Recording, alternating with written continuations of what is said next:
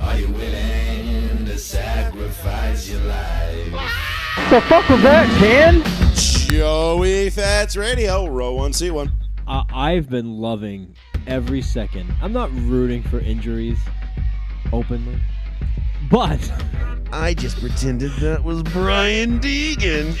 I'm so fucking pumped. I'll be like, yeah, bitch, fuck I will do that. I'm gonna find him on LinkedIn and be like, "Did you punch a kid in the face? Tell me the truth." All right, Sean brought his A game tonight. All right, okay, I like it. I like where this is going. And I don't want to put this as like a thing. Like he wasn't a bad guy, as far as Who we said know. he was a bad guy? I don't know, but I feel like we're painting him in this light that he was like this bad guy, and I don't want to do that. To this day, I hope you hear this. Fuck you. But rules are rules, okay? Stupid rule, but it was a rule. If you were a Crip and you were cooling in the cut, what do the Bloods do? Are they booling in the butt?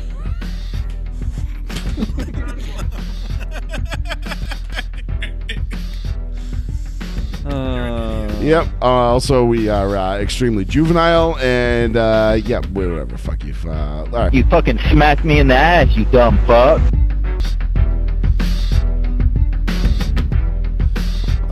It feels really good to be back. I'm not gonna lie. I like, you know, anytime you go on vacation, especially this time of year, to a tropical place, it's like, how in God's name could you be happy to be home? But man, let me tell you, I'm happy to be back. You know why? Why?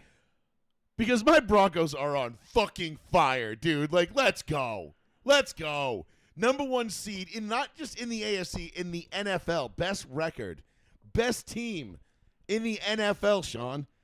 The best team in the NFL. That's pretty gosh darn good. And you know what? I just Pretty good. could not fucking wait to get here and talk mad shit with all of y'all. So I can't wait to talk mad shit. I'm just so glad to be back. I had a nightmare of a time getting home. One of the best vacations I've ever been on. One of the most fun times I've ever had. It was just my wife and I. We went on a cruise, 8 days out of Fort Lauderdale, down to a couple Caribbean islands and everything. And dude, we met some absolutely phenomenally amazing people along the way. Like, like every year, like every time, like you go on, like if you go on vacation by yourself, like you'll meet some people, and you're like, yeah, they were cool, remember them forever, and you might be Facebook friends or whatever, but like you won't ultimately like really stay in touch. Yeah. There's only a couple of people over the years that we've stayed in touch with. One is one of my buddies, Wes, who I still stay in touch with on Facebook and keep up with, and he's cool as hell. And I was on a cruise with him. I think I met him in 2010. Jesus Christ. So that's going on a long time. What the fuck? But over the years, like we've met people on cruises and we've stayed in touch with them. This year, I felt like I walked away with like 8 or 10 like friends that I'm gonna have for life. Okay. Like people that I will actually like get on a plane to go see and hang out with because they were that cool and we had such a goddamn blast doing it. Dude, we just had the best time. It was Well, awesome. that's awesome. It really was. It was absolutely phenomenal. We had such a good time. The only hang up was when we were coming back and our flight got canceled on Sunday night. So we didn't end up flying out until Monday morning. All I'll say is that's kind of dog fuck shit. JetBlue. And yeah, fuck JetBlue. Kind of porked you there, huh? Big time. Yeah, we had to they canceled our flight. They delayed it by like 6 hours incrementally.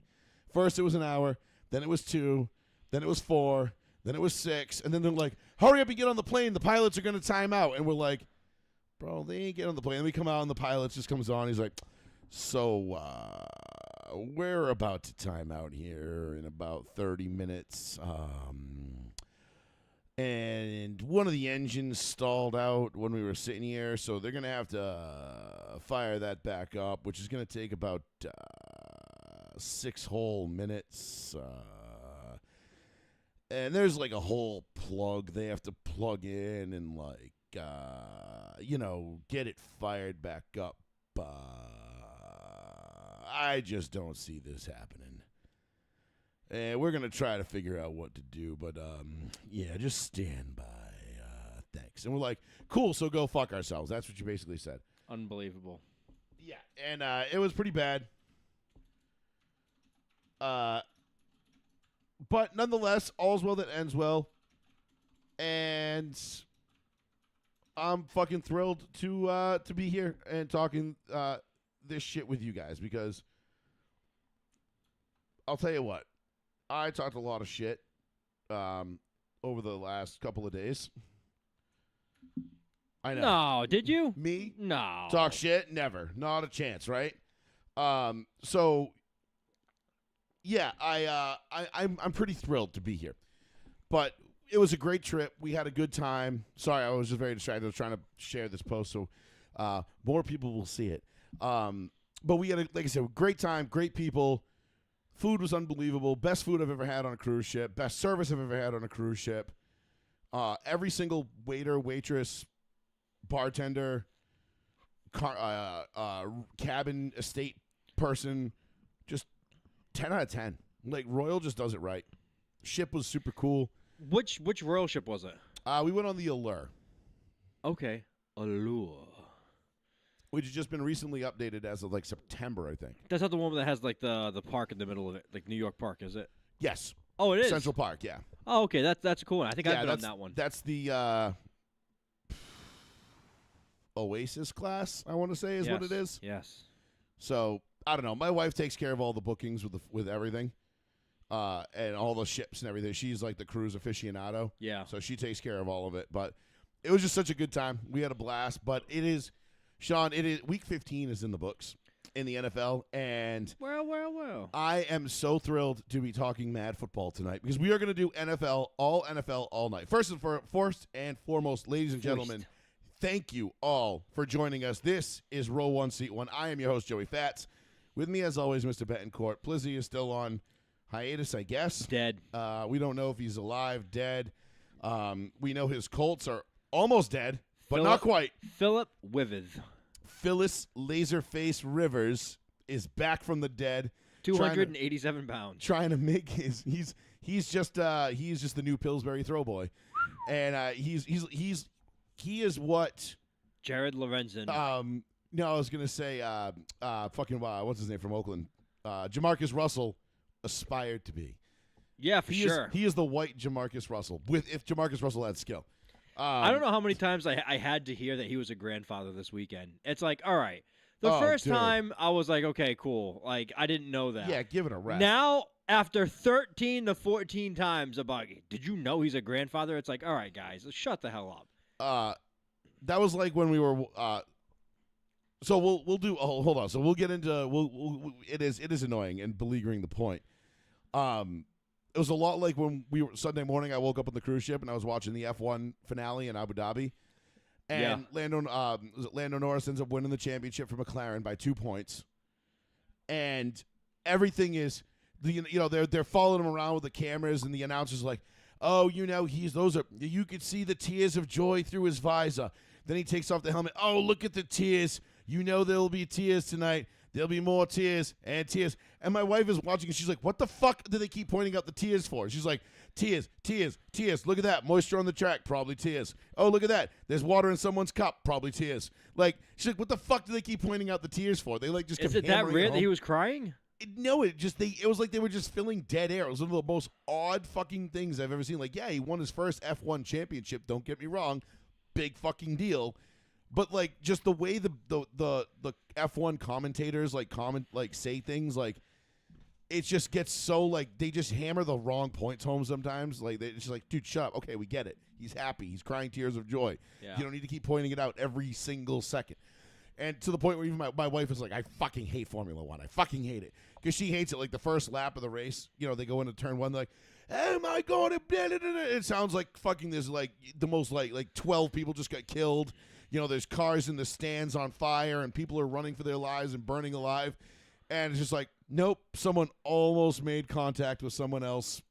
Almost, maybe. Yeah, isn't that always how it goes, though? But yeah, it's just they oversell it. But what we're not going to oversell is the Broncos beating the Packers at home in a massive win.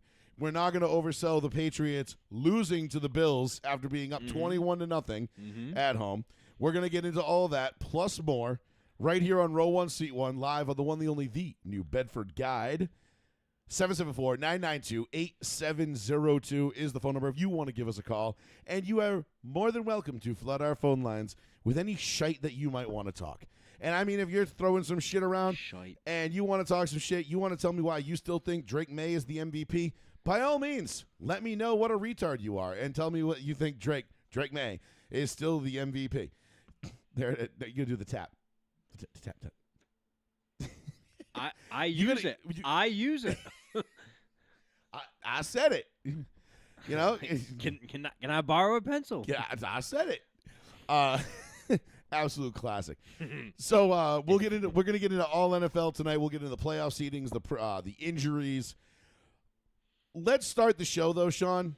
Not celebrating an injury, but celebrating the downfall and the demise of the Chiefs dynasty. Oh. Because I'm not going to celebrate I him am not getting happy. injured. No, I'm not happy that Patrick Mahomes is injured. In fact, No, I that don't. sucks. I don't want Patrick Mahomes injured because now Neither do I. it's just going to cheapen it when the Broncos go into Arrowhead on Christmas night and slap the Chiefs out of their own stadium. It would have been, even though they were eliminated and Mahomes was, he hurt himself on the final drive of that game. I, for one, am not happy about Pat Mahomes being injured. He was like, that Because- whole game, he was like Getting his ass kicked. plebeian. You know what I mean? He has been mid now for, I would say, the better part of a year and a half, 2 years. If you it's been rough. actually watch it, he's been clutch. The Chiefs, but that Chiefs defense has kept them in it. And I think, the Chris Collinsworths of the world and the Tony Romos, they oversell the quarterback way too much, as they always do. Everybody does, but they oversell it way and state it way more than everybody else. The fact of the matter is that Pat Mahomes, if you go back and look at his numbers, have not been eye-popping, jaw-dropping. No. Anything off the metric, like off the sheet, insane. They've just been in close games. And last year they were 8-1 in one-score games. This year they're 1-7. Like that's the way that The the way shit bounce of the goes. football is not in their favor this year. Sean, how many times do we say it? We preach it on this show all the time. The difference between 12-4, or in this case 12-5, and 8-8, or 8-9 and 9-8. Now that they have to go and throw fucking odd numbers into things, just fuck 6, everything up. 7. Is 4, maybe 5 plays a year? A year. Yeah, 100%. 100%. Last year it was 8 for the Chiefs. Yep. The Chiefs had 8 plays that could have, if they didn't go their way, they wouldn't have even been in the playoffs. Yeah, absolutely. Much like they are this year. So the Chiefs have had a rough go at it this year. They have not been that clutch team. And again, the Chiefs defense has done their part keeping the offense in it. Mahomes has not been great. Again, I don't think he was great last year. Nope. I kept looking at him saying, they're just not that good. But their defense was so good that it kept them in it. And if you're in a game close at the end with Pat Mahomes, just like if you let Brady or Breeze or Rodgers or Manning hang around, And you're you still playing had with Kelsey, fire. and at the end of the year, they did gain Rice, Mm-hmm. who was very good for them, but too little, too late. Yeah, and not even just too little, too late, but they ran in. I mean, because they did run through the AFC playoffs, and they did beat a lot. They beat Baltimore and Buffalo. Yep. On their way to another Super Bowl where they got absolutely waxed by the Eagles. And that was their downfall. That was like, remember the days of when you lost the Super Bowl, you go through like the hangover curse, and you would suck the next year? Yeah. That kind of went away for a while. Yeah, because even the teams that are losing the Super Bowls now aren't like Terrible. It's not like a guaranteed for you to suck anymore. Right. But now this year, like that felt like they really had the Super Bowl hangover curse because this whole year they did not feel right. Like they were like not good. They were not good. They were losing the close games, and I think a lot of that comes down to Mahomes. And I know like Kansas City Chiefs fans will say, they'll be like, well, we didn't have, Xavier Worthy for the, first 6 games, or Travis Kelce hasn't been the same, or the offensive line's not as good. And yeah, I get all that. But there was Sure. when That shit happens. But last year, when you were saying, oh, look at what Mahomes can do even without Tyreek Hill, and look what he can do even with an aging Travis Kelce. You can't just come back the next year and be like, well, he doesn't have Tyreek Hill, and now he's got an aging Travis Kelce. No, you were flexing on us for that last year. Mm-hmm. until it wasn't convenient anymore, and the Eagles bitch slapped you guys back into the Stone Age. But you can't have it both ways. Like, no, like you flexed for 1 year. Yep. Look what Mahomes can do. It's all Mahomes. It's Mahomes. It's Mahomes. It's Mahomes. Kind of like everybody in New England. Oh, it's Brady, Brady, Brady, Brady, Brady, Brady. I'm like, yeah, that's all fine and well, but it wasn't Brady. It wasn't just Brady. It was Belichick, the defense, the special teams, everything else. That's what people, I think, are so quick to lose sight of in this league, of what it takes to win in this league, is that it's not just a quarterback. Yeah, you fucking need one, and you need a damn good one. Mm-hmm. But you also need a damn good head coach, because you got 53 different personalities and egos on that roster that, whether you want to admit it or not, need to be managed. And managing those guys in playing time, especially with your receivers, your running backs, your guys that, that think that I need the ball for us to win, because that's how it's been their whole careers. Then they get to the league and they realize that, like, there's 4 guys on this team that probably can get the ball more than me. Yeah. But in high school, that wasn't the case. Maybe even in college, that wasn't the case. Now in the pros, it is. So you're going to manage those egos. You're going to manage coaching. You're going to manage a locker room. Like, there's so much more to it than just having a quarterback and being a great quarterback. Yes, that helps, obviously. There's really no shitty quarterbacks going to the playoffs right now. No. It's not like some shit bum teams carrying a bum ass quarterback, into January. Maybe Rivers. Maybe the Colts if they make it. I don't think they're going to. What, you mean make the playoffs? Or No, I don't think they're going to. It's going to be an uphill battle for them right now. I think it's going to be, like we said a couple of weeks ago, we've been waiting for the clock to strike midnight and that chariot to turn back to a pumpkin. Yeah. Unfortunately, it came in the way of injuries, which sucks. Because if it was just Danny Dimes going out there and, like, oh man, all of a sudden he's not making the throws, or the run game's not working, the teams are keying in on they figure out what to do. Were we on air for that injury? Was that 2 weeks ago now? I think that was 2 weeks ago when we were off air. That Daniel Jones injury was horrific. Yeah, that was a bad one. I don't know if we talked about that or not. He was already wearing I don't know if it was a borderline. The NFL Players Association should have already been against him wearing a 3D printed leg protector to protect a leg fracture that he was playing through. Because he was playing with like a leg fracture. So he was wearing a 3D protective guard on his leg. Then he pivots and tears his Achilles while playing through a partial leg fracture. Brutal. So now he has to go. Now he has to get the leg fracture repaired and the Achilles repaired. And it's, I guess, 6-1, because at least, same leg, you're just going to immobilize it. It's going to be immobilized. But while he's immobilizing sucks. it for the Achilles, the fracture is going to heal as well. And you're right, that does suck. But it just sucks for him because he just went through a massive recovery, and now he has to go through another massive recovery, and he just went through this, and it's just like it's so frustrating for him. Well, and it sucks for us too, because now we don't get to see what the culmination of Shane Steichen, Danny Dimes, and JT was going to be. Like, we don't get to see what that end result is. Yeah. Because now we're going to forever have been robbed of that. And now the Colts have to make a decision. He's probably not going to be ready for the beginning of next season because of the Achilles injury. No, I would say it's highly unlikely he's ready now, for the beginning of the season. Do you already start looking to somebody else for the future? I think you kind of have to, right?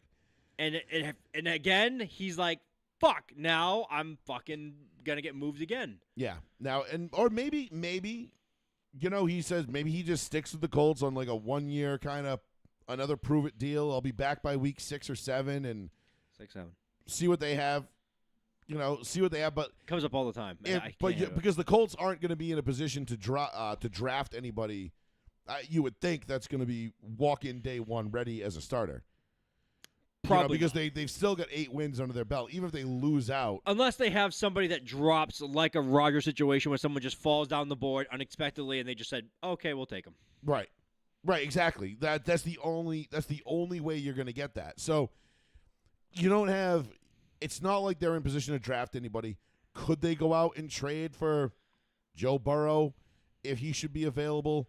Mortgage the farm for him. Maybe Danny Dimes is part of that package. That's another situation. R.I.P. Danny Dimes, because that's the end of your career as we knew it, which sucks because I thought this was going to be – I said it in March when they signed him. Like, he's my comeback player of the year. Yeah. It wasn't even a hesitation.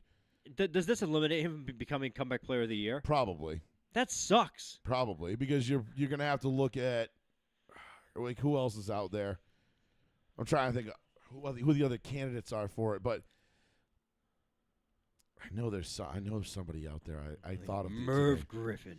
Yeah, it's somebody like Some bullshit name. it's going to be pretty obscure. But anyway, this kind of, I think, removes him from that conversation. They're not going to give it to a guy who only played, 13 games. Oh, see, the leading contender for comeback player of the year is Christian McCaffrey. I was going to say C-Mac, but do we kid?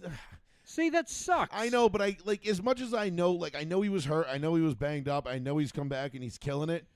But is he really a comeback? Does coming back from an injury, that's all they consider it. I know, it does, it qualifies you. But had Danny Dimes stayed healthy, I don't think this is even a conversation.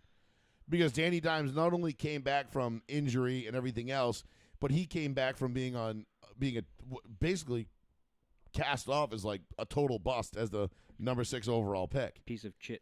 So sucks to see. I wish he had stayed healthy. Obviously, I feel like that was it's extremely unfortunate. It's very unfortunate for my picks. Thank God I didn't bet it because I would have. And I wouldn't. That's when I would not have cashed out. 3 weeks ago, I took the cash out for my playoff predictions because 2 of the teams I had guaranteed to make the playoffs are not going to make the playoffs. I lost mine out. Mine was they could cash my $10 bet out for 83 cents, or 83 cents. Yeah, they were going to give you a cash out for 83 cents, and I was like, nope, the Chiefs are going to win today, and then they lost, and boom, parlay gone. Fuck. So I lost out on $10 and or 83 cents, but I needed a lot to happen for that parlay to hit at this point because you would think picking playoff teams would be easier than it is. It's not that easy. But I had most of them right. Philly, Houston, Denver. I think Baltimore should get in. I don't think so. Well, we'll see. And that brings me to our next point. I mean, well, right now, I'm just going to give it into it right now. Broncos, number 1 with a bullet right now, and they've already clinched a playoff spot. First team to clinch a playoff spot. Number 2 in the AFC with a 99.8% chance of making the playoffs, Patriots. Yeah. Number 3 is the surprise, Jacksonville Jaguars. They have a 98% chance of making the playoffs. Fucking crazy. Well, what's their record right now? Are they 10-4. Yeah, so they already got 10 wins. I don't think anybody's missing with 10 wins. Steelers are 4th at 66% chance of making the playoffs at 8-6. Chargers are 10-4 with a 93% chance of making the playoffs. I don't see the Chargers missing. I mean, unless they go full blown Charger. Bills, and this is why I think the Ravens they're out. Bills are 10-4, 99% chance of making the playoffs because they're going to make either the 6th seed unless they catch up to the Patriots and pass them. And the Texans are 97% chance to make the playoffs as the 7th seed because they are 9-5. The Colts are looking up. The Ravens are looking up. Ravens are 7-7. Ravens have a 35% chance. Colts have a 14% chance in the 9th spot at 8-6. Yeah, I think the Colts are out. I'm not sold. I said that. The Colts can actually be eliminated this weekend, and so can the Ravens if they lose to the Patriots. Well, Baltimore, it depends because is Pittsburgh in? Have they clinched? They have Pittsburgh not. has not clinched. So Baltimore is only a game behind Pittsburgh, unless this is not up to date. Hold on. No, it is. Yeah, Pittsburgh's 8-6 right now. Yes, they are. Baltimore's 7-7. So there's no way Baltimore can be eliminated this week. If the Steelers win and Baltimore loses, they can't be eliminated? No, because they're still, even if Baltimore wins out and Pittsburgh loses out, and then Pittsburgh would own the tiebreaker. I think Pittsburgh owns the tiebreaker is what they're saying. Okay.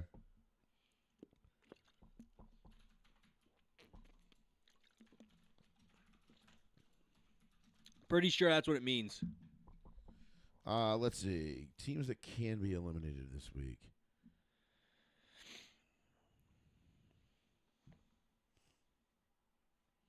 Balls. I don't think the Baltimore Ravens can be eliminated this week. I think they'll be on the outside looking in for sure.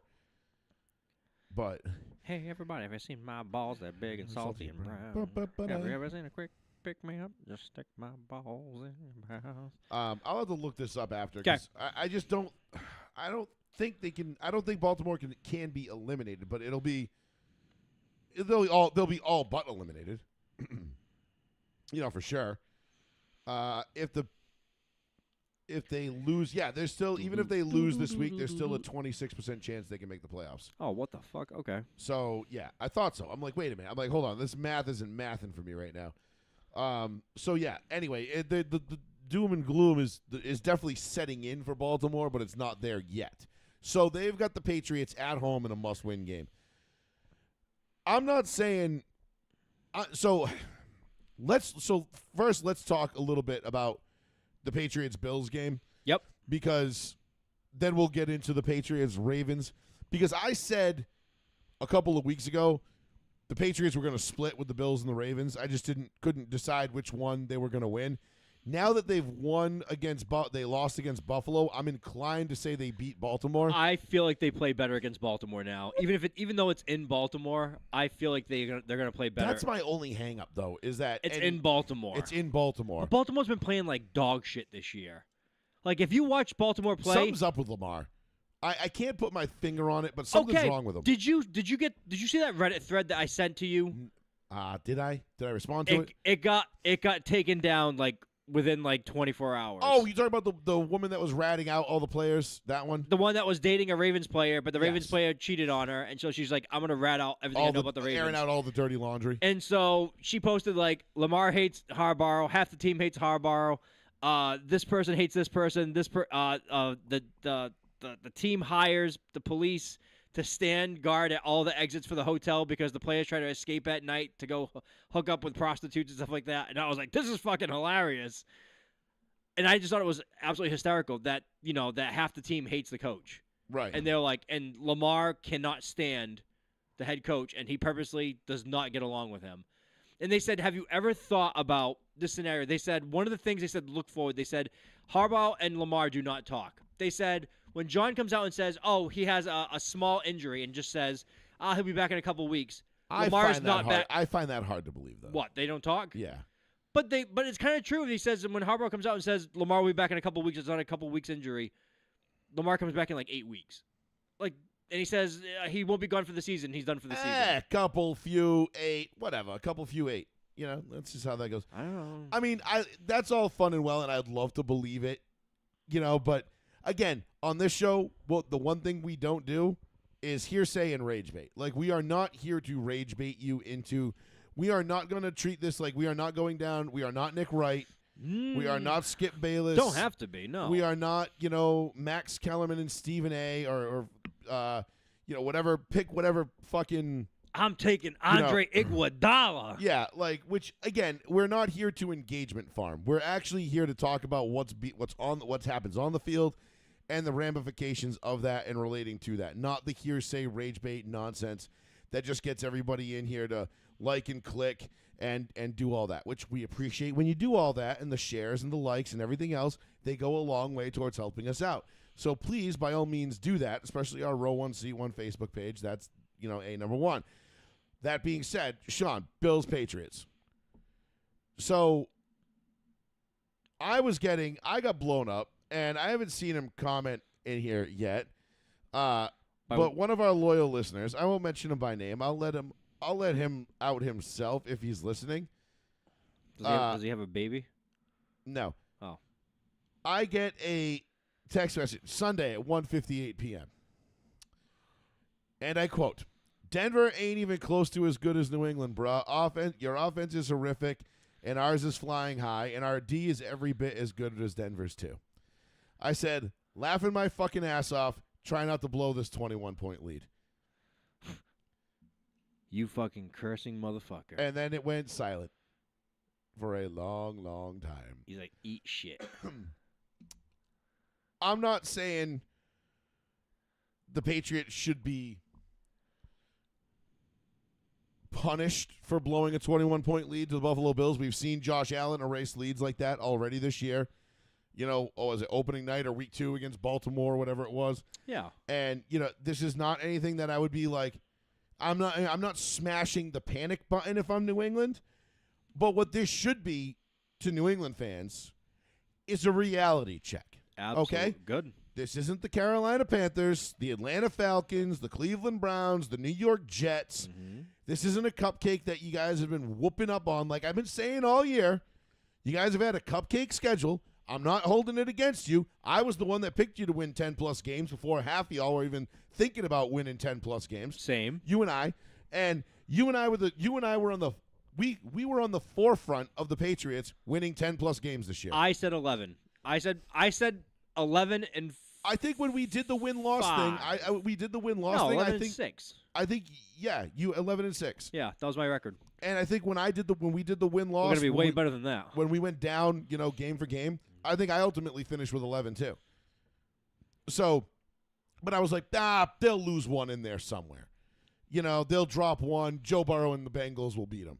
Well, Joe Burrow didn't play that game, so Joe Burrow, like, fuck that. it didn't matter. But my point is, this is one of those games that I've been telling you all year.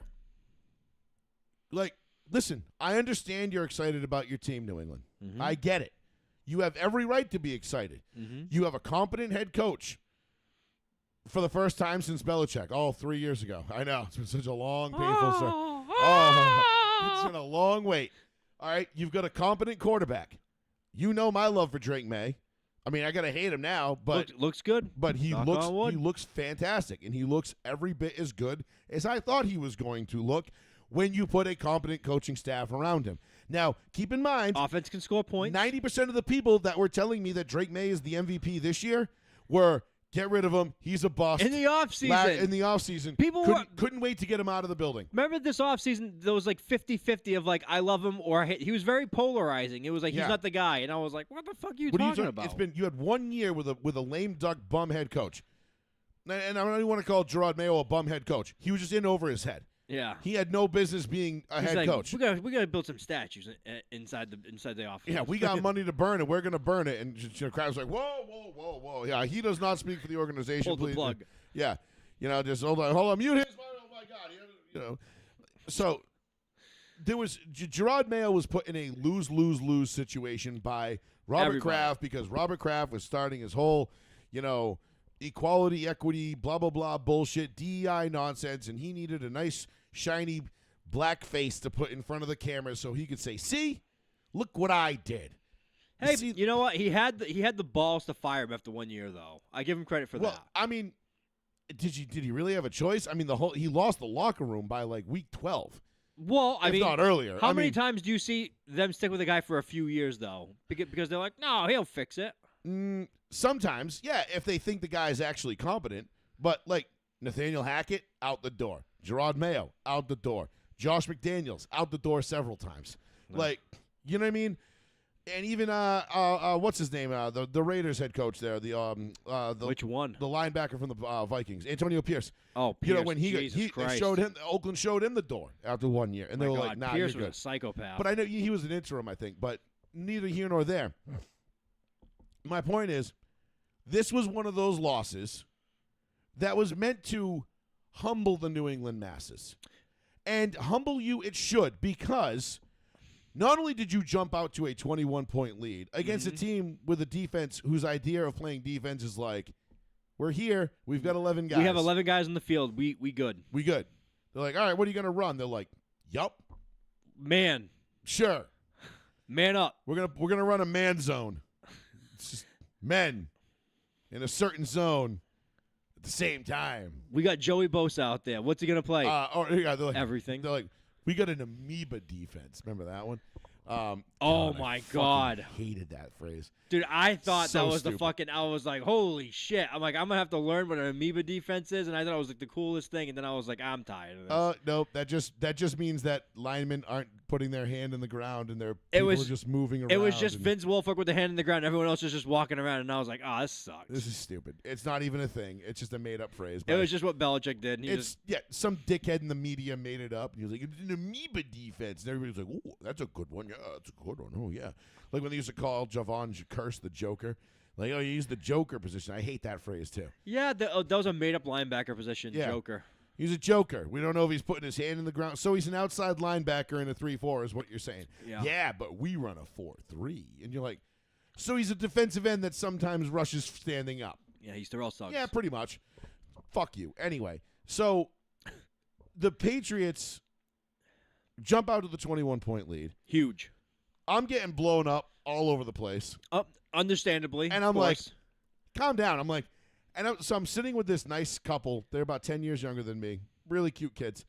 And they're sitting next to us, and they're in their fantasy playoffs. They're both from Michigan. She's a Lions fan. He's a Jets fan. All right. Oh, my God. What an awful couple. I know.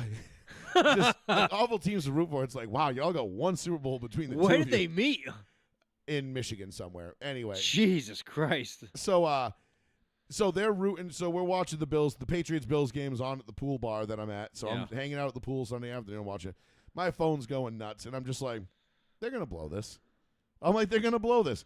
First of all, they jumped out too quick. You and I have seen this movie a million times. You jump out too quick, you let the foot off the gas. You every single time. It's so, no matter how good you're coaching, like no matter how good your coaches are or the attitude on the team is, inevitably, if you jump out to a 21-point lead, coaches are going to start calling the game different. You start going conservative. Players are going to start playing like, all right, just don't give up anything big. Don't let them get behind us. Next thing you know, chunk, little chunk, tink, dunk, boom. They got 7. Now it's 21-14. You're like, fuck. Yep. All right, there goes our 21-point lead. It happens. And honestly, a 21-point lead in this league, unless it's 9 minutes to go, even then I'm still not even fucking sitting on my hands. I'm like, not really. Nah, man. Like, I've seen too many big leads get erased too quickly in this league to sit there. So I sat there. I'm like, they're going to blow this. And then they go up 24 to, 24 to 3 at the half. At the halftime, yes. 24-7. 24-7, I'm yes. sorry. 24-7. And I'm like, Buffalo's got this. Couple of drives, they got this. Sure enough, Josh Allen starts doing Josh Allen shit and letting that ball fucking rip. And did the Patriots were they subjected to some pretty bad officiating, some bad calls? I don't even want to blame officiating. Yes, they were, but they were not game-changing calls. But I don't like blaming officiating because I think we even chatted about this. I think at this point you should understand that anything could fucking happen at any point during the game. If a receiver, that one call we were arguing, I'm not even blaming that. You're talking about the one that the Marcus Jones thing. That was an interception called pass interference. Which I was just like, what the fuck are you talking about? Because I thought initially I yelled, I'm like, oh, that's PI. And then the defender comes away with the ball, and I'm like, and they're like, ooh, can you call PI if he comes up with the pick? Like, but they said the receiver caught the ball, and I was like, he caught the receiver. No, so my thing with that play in particular, and I honestly believe I'll go to my grave saying that was PI. And well, he ran into him, and then he turned around. You're right. He ran into him, ran through him for like a half a step or two. Turned around. And then turned around. And caught it. But he didn't. But the ball was already in the receiver's chest, basically, by the time he turned around. Yeah. So it was like he turned around too late. Like he missed it. And then the ball caromed off the receiver's chest, and his arms, because he was running through him, just happened to be there, and it landed in his arms. It was kind of an look what I found. Yep. So to me, that was a decent pass interference call. I don't would I have called it? Nah, I'd probably let the boys be boys on that one and say, oh, you got to fight harder for that ball. But he did kind of run through him for a couple of steps and move him beyond where he would have caught it. So I can see why they called it. I don't necessarily love the call. But it's in the air, But I can see why they called it because he never gets his head around. That's the thing. If he turns his head around and he's tracking that ball, all day, that's a non-call. It just feels like but that was the only one that you and I think we had like a major disagreement on. Yeah, I think everything else you and I were pretty much in agreement on. Yeah, most of the stuff I'm just like I don't. But just sometimes when they're explaining it, they're just like, well, that was a catch anyway. The receiver caught the ball, and I'm like, no, the fuck he didn't. Like, what are you talking about? Like some of the times when the NFL is explaining things to you, I don't know if they think that we can't see the plays. Right. Because we can see it in HD on like a 75-inch TV in front of us, and I'm like, I can see it better than you. I can rewind it several times. And I'm like, I don't know what they're talking about. I forget, was it Booty that made the questionable catch on the opening drive? He didn't make the catch. I thought that was incomplete. It was incomplete. And they called it a catch. They called it a catch. So, but Vrabel said, yo, run to the line and run the next play, and then Sean McDonough was just like this. And I was like, throw the red flag. Because if he threw the red right, flag, he didn't challenge it. he didn't challenge it. They just ran it. They just So ran yeah, it. all right. So that one's kind of on Buffalo, but again, the refs rarely get shit. That was not a catch to begin the game. 100% not a catch. I didn't think it was, but because it was a big play. He caught it, and as he hit the ground, It came loose. the ball came loose, which Yeah. makes it incomplete. Right. He got to maintain, there is the Burt Emanuel rule. For those that don't know what I'm talking about, go back to the 1999 NFC Championship and look Buccaneers. up Burt Emanuel, Bucks Rams. Burt Emanuel, go back and look that rule up. They made a whole fucking rule out of it after that. But again, it just the what's a catch, what's not a catch is so convoluted now that I still believe Dez caught it 11 years ago. Dez did catch And he did catch it. I mean, I don't see how that could be considered anything but a catch. But apparently, to the officials, Dez didn't catch it. Anyway, I don't think you and I disagreed. Now, did the Bills get some very timely PI and defensive holding calls? Yeah, I think those are some pretty well-timed calls for the Bills during that comeback. There was But one. they were all, I think, pretty good calls. There was one that I just disagreed with. There was one on Carlton Davis that I don't think it was. The pass one where you interference at kind of all. hooked him with the left hand as they were cutting in. Yeah, I think he was just holding his waist. And I didn't. I was think- like, that one's kind of I bullshit. thought that was pretty ticky-tack. But I was like, what the fuck ever? Whatever. Who At gives a shit? that point, the avalanche was already coming down the mountain, and you could kind of feel it, and you're like, The momentum was already there. and once you're up 21, and then you're in a close game, and Yeah. you can feel that momentum coming, and then the refs almost know the refs are going to make a call like that, or two, 100%. and it's just this is how our day is going to go now. Yep. And But- it fucking blows. I 'Cause knew we've all been there. I knew that game was going to go that way because I was waiting for one of two things. I was waiting for either Drake May was going to make that last drive and they were going to win the game in the last drive, Drake May. or they're going to lose that game. But I am okay with losing a game. I was going to be very uncomfortable if you just won out the rest of these games because I was going to be dreading getting to that first playoff game and just losing immediately. It can happen. I mean, listen. I'd rather lose now and have the team be like, you know what? Take that loss, learn from it, punch in the gut. Not saying you can't lose in the playoffs anyway, Of course, but I'd rather the of team course. lose now and get like that The punch in the playoffs gut is all feeling. about matchups. Yes. It's just all about who you're matching up with, right? So you guys match up pretty well with the Buffalo Bills. You can move the ball against them. I would rather your offense can hang with them. So you're not going to be, if Buffalo's 7 and you guys are 2, If you're we not beat- shitting your pants that Buffalo's coming to town on a wild card weekend. If we You're not beat happy Buffalo, about if it, we beat but- Buffalo twice, and Buffalo comes in here that third time, Buffalo was gonna beat the shit out of it because those guys are gonna play like this. Now that it's a 1-1 split, though, I feel better. but the thing is, somebody's going to win that game twice. Mm-hmm. Somebody's going to win twice. So who's it going to be? And I mean, not for nothing, but I feel like we've kind of, we've dismissed Josh Allen as an MVP candidate this year because the Bills have kind of struggled. But if you really look at it, I mean, if we're going to talk about He's who the the actual, only reason that team wins. that's what I'm saying. Like, if we're going to base the award off of the actual value of the player, it's got to be Josh Allen. I mean, I know Matthew Stafford is doing his thing out in L.A. He's having an absolute fucking just disgustingly good season. He's going to win the MVP. Drake May's had a good season. He at least deserves to be in conversations. But Bo Nix deserves to be in that conversation.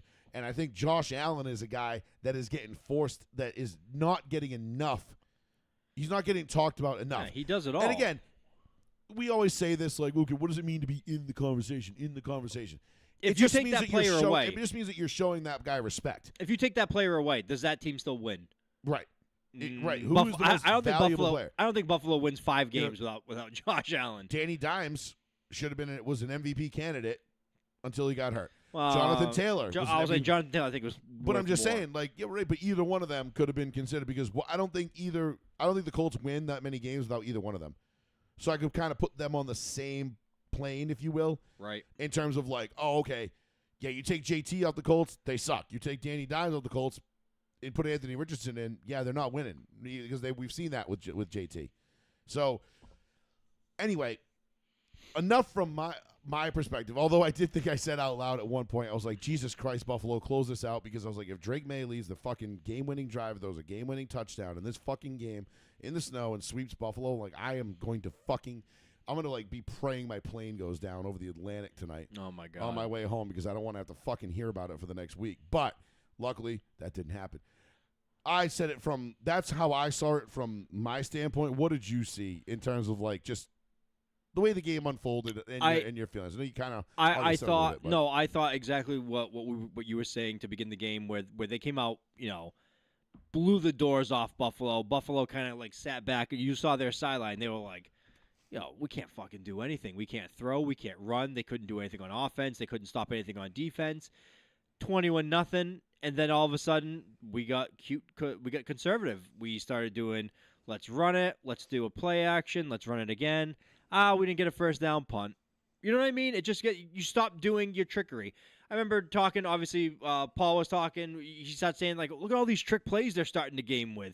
Look at the deep pass over the middle. That you're doing a double, and then all of a sudden you stop doing everything like that, and you're just doing run out of the backfield." Well, I think those trickeration plays, like those gadget plays, they only work once. Sure. And I think what the point of them is to get you a 21-point lead. And then you go back to kind of your vanilla, like you kind of regress to the mean. But you went doing what you do super vanilla. But they went well, here's the thing, Sean. I don't even know if the Patriots went super vanilla. I think the Bills just kind of snapped out of it a little bit. Sure, I think that. they got bum rushed on the road in the snow. They got a little bum rush to start the game, which happens. Yep. And then I think Josh Allen settled in and started doing what Josh Allen does. And once he does that, then the defense starts to feed off it. But even like Trayvon Henderson, all of a sudden, dude, he rips off a big run, and you're like, holy shit. Oh, fuck. Like, okay. Like, Dad, okay, they're still moving the ball. Which, let me tell you, Buffalo's defense is a sieve.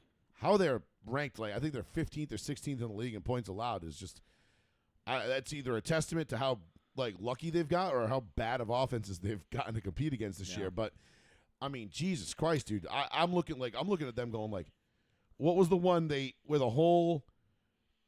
I think it was a sweep to the right or a toss to the right. That was a Travion one. And then everybody, that was the long one. Yeah. Everybody gets bottled up, and he just goes whoop and just reverses field.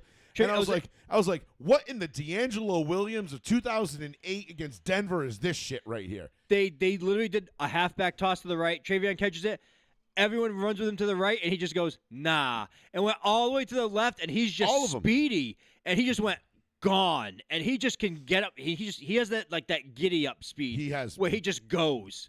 Outstanding speed. And then you just see it, and then Drake May tried to make like one block for him, and they announced it was like Drake May can catch up speed, and I'm like, Drake May was 15 yards ahead of him. I'm like, that wasn't get up speed. He was had a 15 nice yards.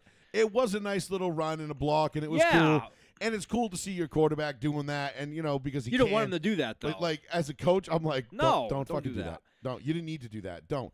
I'd rather we go have first and goal at the 1 for sure, and we hand it to Ramondre Stevenson, and you not be end up with a fucking broken pinky on your fucking right hand, because you decided to throw a block or something stupid. Was it frustrating though to lose the game? Of course it is. You don't want to lose to a rival. You don't want to lose to the team that's right on your coattails. Especially when you've got an opportunity to lock up a 1 seed. You're in it for the 1 seed. You're in it for the division title. Yeah, that's a tough loss. That's a tough pill to swallow for New England because, again, it removes you from the 1 seeds, not because Denver could still lose a game or two. I don't see that happening, but I don't see it happening either. I mean, if they were going to lose a game, I think it was on Sunday to the Packers, but we'll get into that in a minute.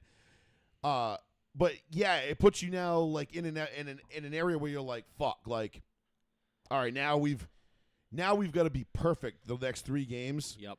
And we got 1 at Baltimore, and then you got, I won't say layups because nothing's a layup in this league anymore. Well, the Jets are firing everybody left and right. And then Miami, you don't know what the hell you're going to get. Miami week 18, and it's in your building, right? Yeah. 18? Yeah. I mean, come on, man. Like, it depends. Will Miami show up?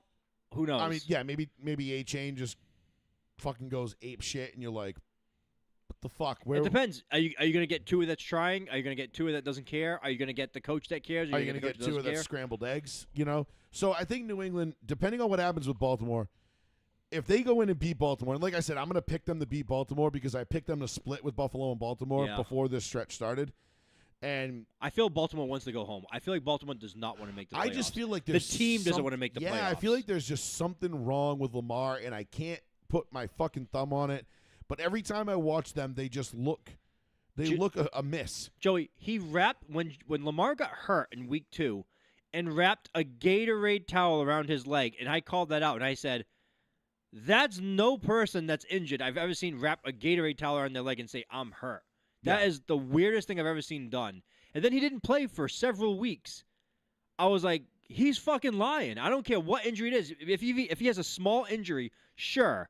But he's babying the shit out of that injury and sticking it to the team and the coach on purpose. I don't think Baltimore has the defense that they're accustomed to having every year. They don't. Not this year, anyway. I don't know what's going on with their running game because I feel like when they hand the ball out to Derrick Henry, they have great success. The problem is I feel like they're not handing the ball out to Derrick Henry, or not enough. No, they don't trust him. It's like, okay, I don't care if Derrick Henry puts the ball on the ground once a game. There's a better chance he's going to take it to the house 90 yards twice a game than there is.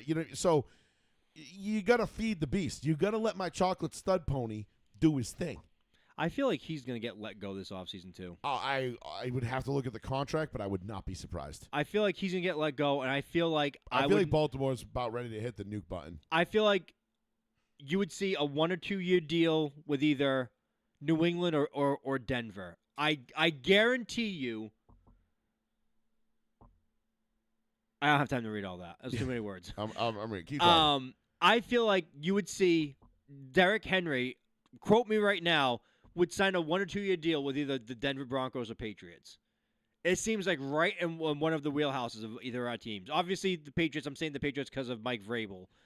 I don't know if I would want him in Denver because I don't think he fits what we're trying to do offensively. Peyton would take him because he's a short yardage guy and he's at the end of his career, and Peyton loves those guys. But he's a fumble risk. Peyton loves those guys. I'm telling you, I know, loves but those guys. He's a fumble. He's a turnover risk. And R.J. Harvey fumbled the ball the other day. You didn't see him for 3 series. You know what I mean? Like the first opening drive against the Packers, he fumbled it. Contender veteran on a team that needs an extra piece. It'll come down to price. Of course it does. It'll come Henry's down, no spring chicken, though. though. But it'll come down to fit, though. And Henry is not going to want to just be used as a short yardage guy. At this point in his career, this is year, I mean, if he's willing, this is year 12 or 13. If he was willing to come in, hypothetically he's willing to come in and be a short yardage guy. But because I mean, I think J.K. Dobbins is out. I don't think they can possibly re-sign J.K. Dobbins next year. Probably not. Because even though the injury that happened to him was a freak injury, it wasn't like it's like that's like his third freak injury. But it's like, damn, dude, like you just fuck, like you're really good, but we can't. He has like brittle bone disorder at this point. Trust you, like yeah. So anyhow, that's for March or February, but to back to this Patriots-Bills game, May looked good. He didn't look bad in the second half, but he was missing a lot in the second half. Like he missed a couple of throws that I'm like especially he missed one high over the middle to Henry that was supposed and it should have been picked. And I'm like, oh Jesus! I'm like, God, calm down, like settle in. Yeah, that was a bit high, and I was surprised by that one. That one was high, and then he wasn't on the same page with Hollins, and I thought we were using Hollins way too fucking much in that game. Can I just say, I fucking loathe Mac Hollins. Oh, Mac Hollins is a douchebag. Like he's like the Lance Stevenson of the fucking NFL. Who is Lance Stevenson? The guy that blew in LeBron's ear. Oh, the Indiana Pacers dude. Yeah, he's a dickbag. Like, dude, like you're like the 8th or 9th best player on your team, but you 8th or 9th? Come on, he's way lower than that. But you've got that like main character, fucking, like Mac Hollins walking in with no shirt, and it's like, dog, this is like barely snow up here. Like no one's impressed. Like. What really bothers me? I didn't like Mac Hollins before he came here. I didn't either. He was with Buffalo. I couldn't fucking stand him. He's with a ton of teams. Yeah. Buffalo, Raiders. He wears out his welcome very fast because he's that kind of person. Yeah. He believes in a lot of crazy conspiracy shit, a ton of crazy conspiracy shit. And then he comes here and he's very charming to people and he's nice to fans and he's cutesy and all this other shit. And then when he leaves, he burns his bridges. He's like, fuck that town or city. And this is what he does. He does it with everyone. So now he's up here and all the women are like, he's so cute and he's handsome. He's all this bullshit. And then as soon as he's ready to leave or the 1 year deal's over and he's like, New England was dog shit. They were racist. They were telling me to eat shit. Like, I don't like Mac Hollins. He's playing well during the games. He's getting along great with Drake May. Cool. He's very replaceable. I think we used him way too much in that game. I would rather we use Kyle Williams. I would rather we use Pop Douglas more. Hell, I'd rather we use Stephon Diggs. Not to say that Hollis, Mac. My God, Hollins. I want to say, I'm staring at my cup that says Hollis on it. Hollis. My Daniel J. Hollis Fund Memorial Foundation Fund cup, and it just threw me way off. I wouldn't say Mac Hollins isn't talented or isn't good, but he's not. He doesn't. He's I don't know. He's one of those guys that's he's a replacement guy. Yeah, it's like, dude, like you're like the third or fourth option on this offense. Settle down. He's a fifth option on most teams. He's a fourth option on this team. Right. But he acts like he's like, number one. Like he's the number one. And I get it. Receivers have to do that because that's their personality. But also, not all of them. But yeah, there was a couple of times like Drake May looked very unsettled in the second half. They weren't, they were still running the ball really well. I feel like they got away from that a little bit too much. Totally. Buffalo has a very bad run defense. Stop running the ball. Why? I know. Keep pounding it at him, dude. Like that's where I'm like. They were giving up 6 yards a run. What does Josh McDaniels do? Stop running. Let's throw it more. Yeah, Marty Ball. It's Marty Ball 2.0. Yeah. Oh, what's that? LaDainian Tomlinson's got 12 carries for 106 yards in the first half. You know what we shouldn't do? Give him the ball in the second Let's half. give it to Fred McCrary. Let's make sure that Phillip Rivers tries to throw it all over the lot for the next 30 minutes. Fred McCrary on the bench. He's like, you're giving it to me? Like, why? He's like, I'm the fullback. He's like, LaDainian Tomlinson just rushed for 33 touchdowns, right? Like, what are you doing? I used to die laughing when I would see Fred McCrary get the ball, and I'm like, you can see him on the bench like this. Yeah. Like, he was shocked. Why? 774-992-8702 is the number. If you want to give us a call right here on Row 1 C1 Joey Fats Radio Live on the one, the only, the New Bedford Guide. We're talking Patriots, Bills right now. We're going to get into the Broncos and the Packers here in a second, which, if you're afraid of that conversation because of how you think it's going to go, I can promise you it's going to go exactly how you think it's going to go. Broncos, Packers. Oh. Because I know that there are certain people.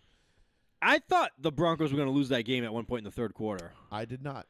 Until I saw Micah Parsons go, non-contact, blow out his whole leg. So let's get in. So we'll listen. If you want to call in and talk about the Patriots and the Bills and get your thoughts in on it, by all means. But what I will say, last thoughts. Yes, I'm happy that the Patriots lost a game in the regular season. I'm kind of glad it's Buffalo. A third game in the regular season. One of the last games. Like I know we already lost two. Yeah, I'm happy we lost a game. I would rather we lose a game down the stretch as opposed to going. If we went 15-2, wow, incredibly impressive. I would have been a nervous wreck heading into the playoffs because I would have been like, there was so much expectation and hype now that if you didn't get to the Super Bowl, it would have been like, wow, you were so good. How did you not make it to the Super Bowl? You know what I mean? And the thing is 15-win teams are usually elite teams, and just watching your team, like you shouldn't have been this good. Like, I've seen 14-win Patriots teams, whether it was the 03, 04 teams, or even the 12-4 06 team. Or the 12-4, 15 team or 14 team, whatever. Like you're like, no, those teams were fucking better, than this team. But this team somehow managed to win 15 games. You're like, yo, this team reminds me of like the 2012 Giants team. You know what I mean? Yeah, that was 12-4 and then got dicked down in the first round. Yeah, right. or like the 2011 Giants team who made the Super Bowl, and you're like, all right, like, well, no, they were 9-7 in 2011. They made a Super Bowl, though. You know what I mean? But this team would be like the complete opposite of that. You know what I mean? Like, this would be, this would be like, I don't know, like, I'm trying to think, like the 2005 Bears. I think they finished like 13-3. Oh, the Bernard Berry and Rex Grossman Bears. They lost. Well, no, that was Kyle Orton in 05. They went to Rex Grossman in 06 when they went to the Super Bowl. That's right. You're right. But I think they were 13-3 or somewhere thereabouts in 05. And that was the year they lost to Steve Smith and the Panthers in the divisional round. Okay. And it just, it didn't go well, you know? So I just think that would be, but that, again, like, this Patriots team is not without its faults.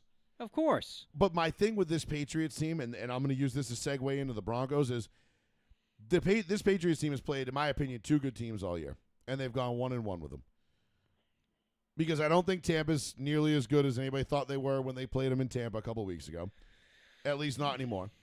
I don't think even though they lost to the Steelers, they're still not good. I'm not going to count that because it was week 2. The Raiders, week 1 loss, throw that shit away. Whatever. The only good team the Patriots have played this year is Buffalo. And I'm saying, and the only reason I say that that's a good team because I don't think their defense is very good. Offensively, I think they're talented. And they can. And the problem with Buffalo, and we talk about matchups all the time. I'll tell you why in a minute when we get into the playoff talk. Why Buffalo actually is one of the 2 scariest teams for Denver to face in the postseason. But Buffalo matches up really well with New England. I think they got the Stephon Diggs revenge game. Yep. Earlier in the year, it was all fine and well. Hey, cool, whatever. They won it, but they're 1-1 against teams, against good teams. They're not, but they're not very battle hardened. I don't think the Patriots have had the difference is so shift over to Denver real quick, right? As we'll get into this Denver Packers game. Denver is what they're like Kansas City last year. They're like 7-1 in 1-score games, or 7-2 in 1-score games. Yep. 2 of their 2 losses being against Indianapolis in week 2 and San Diego week 3. Since then, they've dominated 1-score games. To me, you need to have some games like that throughout the course of the year against good teams. Like they stopped a Hail Mary in Philly. They came back against Philly on the road, stopped a Hail Mary with them beating them. They had a 1-score game against the Chiefs at home. When the Chiefs were still, fighting for their playoff lives and were still good. They've swept the NFC East. Then they beat the Packers again. They beat the Packers fairly convincingly, I felt, on Sunday. And they just keep adding these games to their resume. But the thing is they go and they have the goal line stop against the Redskins to beat them. They've won they scored 33 points in a quarter against the Giants to beat them. The Broncos have found ways to win in the fourth quarter in just about every fucking way you can imagine. And when you get to January, when you're a team that has found ways to win like that all year, you never believe you're out of a game. And that belief is a dangerous thing. And remind me I said that when we start talking about the Philadelphia Eagles and the NFC in a little bit. Yeah. Because right now, everybody's sitting there overlooking the Philadelphia Eagles. And the only people not overlooking the Philadelphia Eagles are the Philadelphia Eagles. And I think that's a pretty fucking dangerous squad right there. And someone I don't want any fucking part of when it comes to Super Sunday. Not to off track from this game, we're going right back into the Denver game. Did you see Nick Sirianni address the team immediately after the game? I did not. Fucking hysterical. He walks into the locker room, says, "All right, guys, quick turnaround. We have a short week this week." A player in the locker room goes, "What?" And he goes, "We play on Saturday." And the player had no idea. Just screamed out, "What?" Like, the way he screamed out, "What?" Because he's pissed. Because I'll tell you what, because as players, dude, you need that rest. The what is so funny because all the comments are people like the laughing emojis. The one guy screamed out, "What?" And you would be, I think people would be so surprised at how many players couldn't even tell you what their record is during the season. Oh, the Lawrence Taylor, yeah. A lot of players can't. A lot of players don't give a shit. Their job is to go out and do what they're supposed to do. They don't know. When they interviewed Chris Jones after the Chiefs got eliminated, and he's like, "We're out of the playoffs," and they're like, "Yeah, you're out of the playoffs." And he's like, he had no idea. Damn. All right. He says, "We still have a chance," and they're like, "Actually, you're eliminated." He goes, "We are." Oh, and that's coming off finding out after watching Mahomes limp off, knowing on the sidelines, when a guy is done for the year, and that sucks, and that's a shitty feeling. And but I remember for some reason, I felt so bad for Chris Jones in that moment. And are you trying to? Do you want to just send me the video? I'll see if I can. Yeah. See if you can find it on. See if you can send it to me. But I actually felt bad for Chris Jones in that moment because he's like, you know what? It's been a rough year. We lost our leader and this and that, but we still got a chance. And the reporter's like, actually, and he's like, and you get told actually by some fucking nerd. Some Peter Bukowski fucking Actually, according to my DVOA and my UPT and my TPUs, you guys don't actually vibe and have a chance to make the playoffs anymore. And you're like, fuck. Like, that is got to be a sinking feeling. Like, knowing that, like, we're not even to Christmas and your season's over. Chris Jones, Which I is do something feel the bad Chiefs for. haven't experienced in 10 years. Legitimately 10 years. Like, they haven't been this far into the season and not at least had a chance in a long time. So Chris Jones, I think, has Chris Jones ever missed the playoffs? I don't think so. yeah, he has. You sure? Yeah, because they didn't make it in 15. He was there, right? Oh, was he? Was he? Chris Jones was the player whose balls fell out at the NFL draft That's true. at the combine. That's And true. Willie McGinnis was like, "Hey, yo, my brother, like your balls fell out as you were running the 40," and he's like, "Oops." Yeah, he was a rookie in 16. That's when they started. That was the start of the streak. He's No, never missed the playoffs. I think they missed it in 16. Nah, they made it. Oh yeah, that's right. They were 12-4. That's right. They won the. That's right. You're right. They This did is the win first division. year he's never made the playoffs. Yeah, you're right. That's why he was so stunned at the podium. He's like, "Oh my God, I'm not making the playoffs." Son of a bitch. You're right. For some reason, I thought the Chargers or somebody else had pulled that one off that year. No, he's never not made the playoffs. That's fucking wild. 9 straight years of making the playoffs. Yeah, 16. So let's see. Yeah, lost division, lost wild card, lost conference, won Super Bowl, lost Super Bowl, lost conference, won Super Bowl, won Super Bowl, lost Super Bowl. Eliminated. That's crazy. I mean, yeah, Chris Jones. Oh, they did make it in 15. Actually, you're right. I'm lying. They were 11-5 that year. That's right. It was the. That was Alex Smith. The 14 was the year. Yeah, that I was thinking of. They didn't make it, but I sent you the video, by the way. I put it in the chat. okay. That was, but we can go back to the Broncos thing. I didn't want to forget that. But the fucking Nick Sirianni thing. I am dead. I wanted to bring up the stats of the Broncos game because as I was watching that game, I had some like. It was I think right after the fumble, when the Broncos fumbled, I was just like. That was the opening drive. That was the opening drive. Yeah.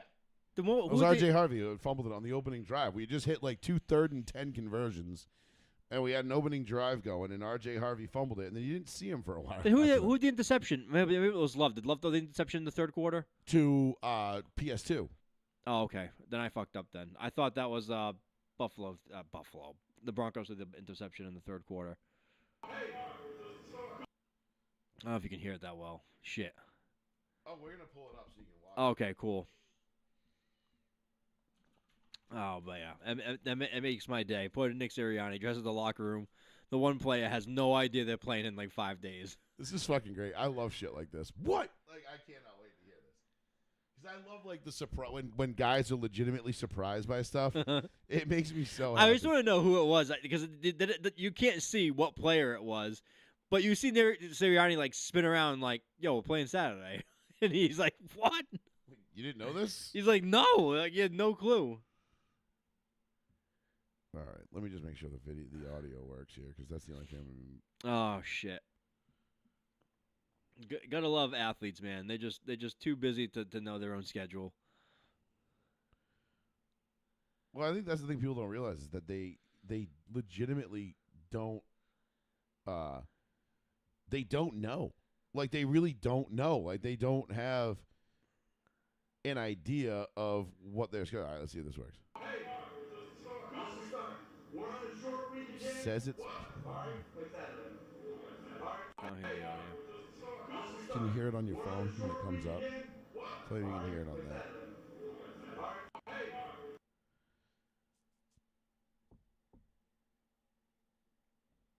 If you can hear it on, if you can't, sometimes I can't get it to play back through our headphones, but I can get it to play.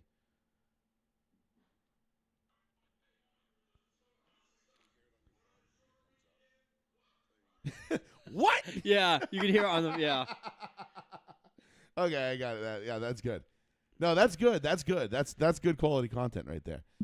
That's solid. That is funny though. These dudes going, we're on a short week. What? Like I thought we were done with those. I want to hear it for us. I'm gonna play it just for us because it's so good.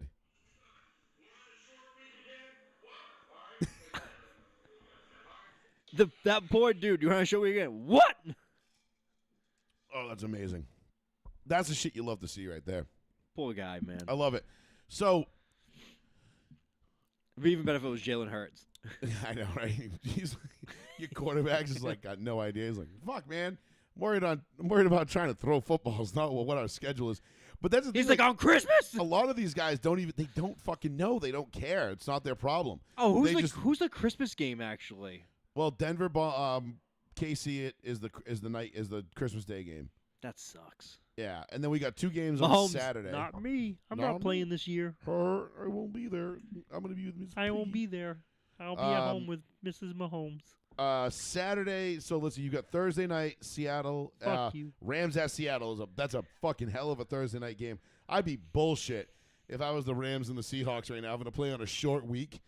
Yeah, the I division know. title. Holy shit. If I'm a Rams fan and the Rams lose this game to Seattle, I'm going to be fucking pissed. That's bullshit. And then you got 2 Saturday games. You got Philly at Washington, which is obviously the short game we were just talking about, and then Green Bay at Chicago, which is another one for the NFC North for all intents and purposes. Like, there's some pretty good fucking games going on. I think when the schedule makers made this, though, they definitely had Washington being better than 4-10 when they matched them up against Philly, but probably not.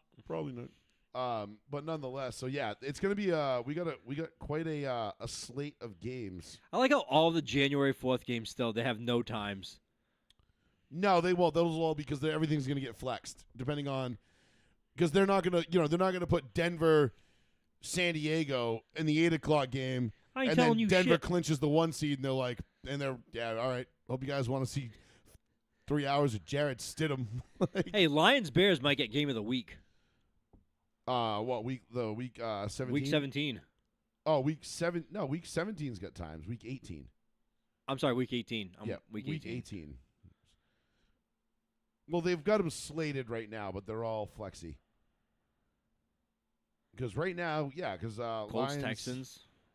the only one that's everything is slated as a 1 o'clock game right now. Jesus Christ. So yeah, everything will be flexed accordingly. Because you can probably see depending on what happens, Denver and the Chargers could be big. Chicago, Detroit could be big. Let's see, where are we at? Houston, Indy could be big. Pittsburgh, Baltimore could be huge. That's really it. Other than that, we're all just going to be kind of waiting to see what happens on one side of the coin. Yeah. Because I think it's all pretty much divisional matchups, so it's all going to be just oh, cool, everybody, yeah. That's we just want to see if this team wins, if they can beat their division rival to clinch a spot or whatever. But let's get into the Broncos and the Packers, Sean, because I have been waiting. I feel like I've been waiting all year for this moment. Because for a moment like this, some people. Sorry. Wait all year. Even though I knew it was coming. Well, let's talk the game first, then we'll talk the ramifications. Yep. Broncos coming to this game as home underdogs to the Packers. Which, right off the rip, I was like, first of all, you're giving the Broncos free money. That's free money. If I had been in the state that I could bet in, I would have bet 100. I would have bet everything I had in my FanDuel account on the Broncos. That was kind of crazy that they were underdogs at home. Anytime you get, and not Sean, they weren't just a home dog. They were a home dog that was 11-2. Yeah. When have you ever gone in? You've seen a team that's 11-2 be a home dog to a team that's 8-4-1. How's that? Why though? I don't understand that. Because nationally the Broncos have no respect. Nobody respects the Broncos. It's why I've been sitting here pounding the table all year, telling you guys, Bo Nix is an MVP candidate. Nah, fuck him. It's Drake May. Him and Drake May have basically identical stats. And now Bo Nix has one more win than Drake May. How the fuck is Drake May been a foregone conclusion for MVP, but Bo Nix has been like, I don't know. Sean Payton might need to draft a second quarterback. No, the fuck he shouldn't. He has his quarterback. Think about it. Bo Nix is supposed to be sophomore slumping right now, and he's 12-2 and on the verge of wrapping up the 1 seed in the AFC. Do we have any idea? Does anyone pay attention Because I feel like the only people that have been shitting on the Broncos all year are the people that don't watch the Broncos. Because if you watch the Denver Broncos, you know they have the blueprint of a team that can win the Super Bowl. They have yet to play in what I think the most complete game they played offensively all year was against the Dallas Cowboys. Granted, the Dallas Cowboys don't really have much of a defense. So it's kind of easy to play a pretty complete game against the Dallas Cowboys. Okay, fair enough. They beat Philadelphia. They beat Kansas City when the whole world thought Kansas City was coming into Denver and was going to beat them. And for a minute there, it looked like they might. And then they didn't. And all was well with the world. Then it's just been doubt after doubt. They beat Kansas City, but now all of a sudden it's, Kansas City's on a down year. And maybe they are. But that's not what you were saying 3 weeks ago, 4 weeks ago. Mm-hmm. You know, they beat Philly in week 4 on the road. And I haven't heard anybody say Philly's having a bad year, having a down year. No, Philly's, Jalen Hurts might be struggling, but it's not like Philly's a shit team. And then the Packers come to town. Everybody's like, oh, here it is. This is it. Packers, great defense, great offense. And what did I say, Sean? What did I always say about the Packers? They're a Super Bowl caliber team if Jordan Love is playing well. If he plays well, yes. Because when Jordan Love plays well, he's phenomenal. When Jordan Love doesn't play well, he's dog shit. He is Rex Grossman. Mm-hmm. Well, guess what we got on Sunday? We got good Jordan Love on Sunday. Jordan Love was making some fucking throws. I don't know how much of this game you watch, but there was a few throws he made off his back foot into tight windows. He was completing some balls that really shouldn't have been completed, but they were. He was getting them there.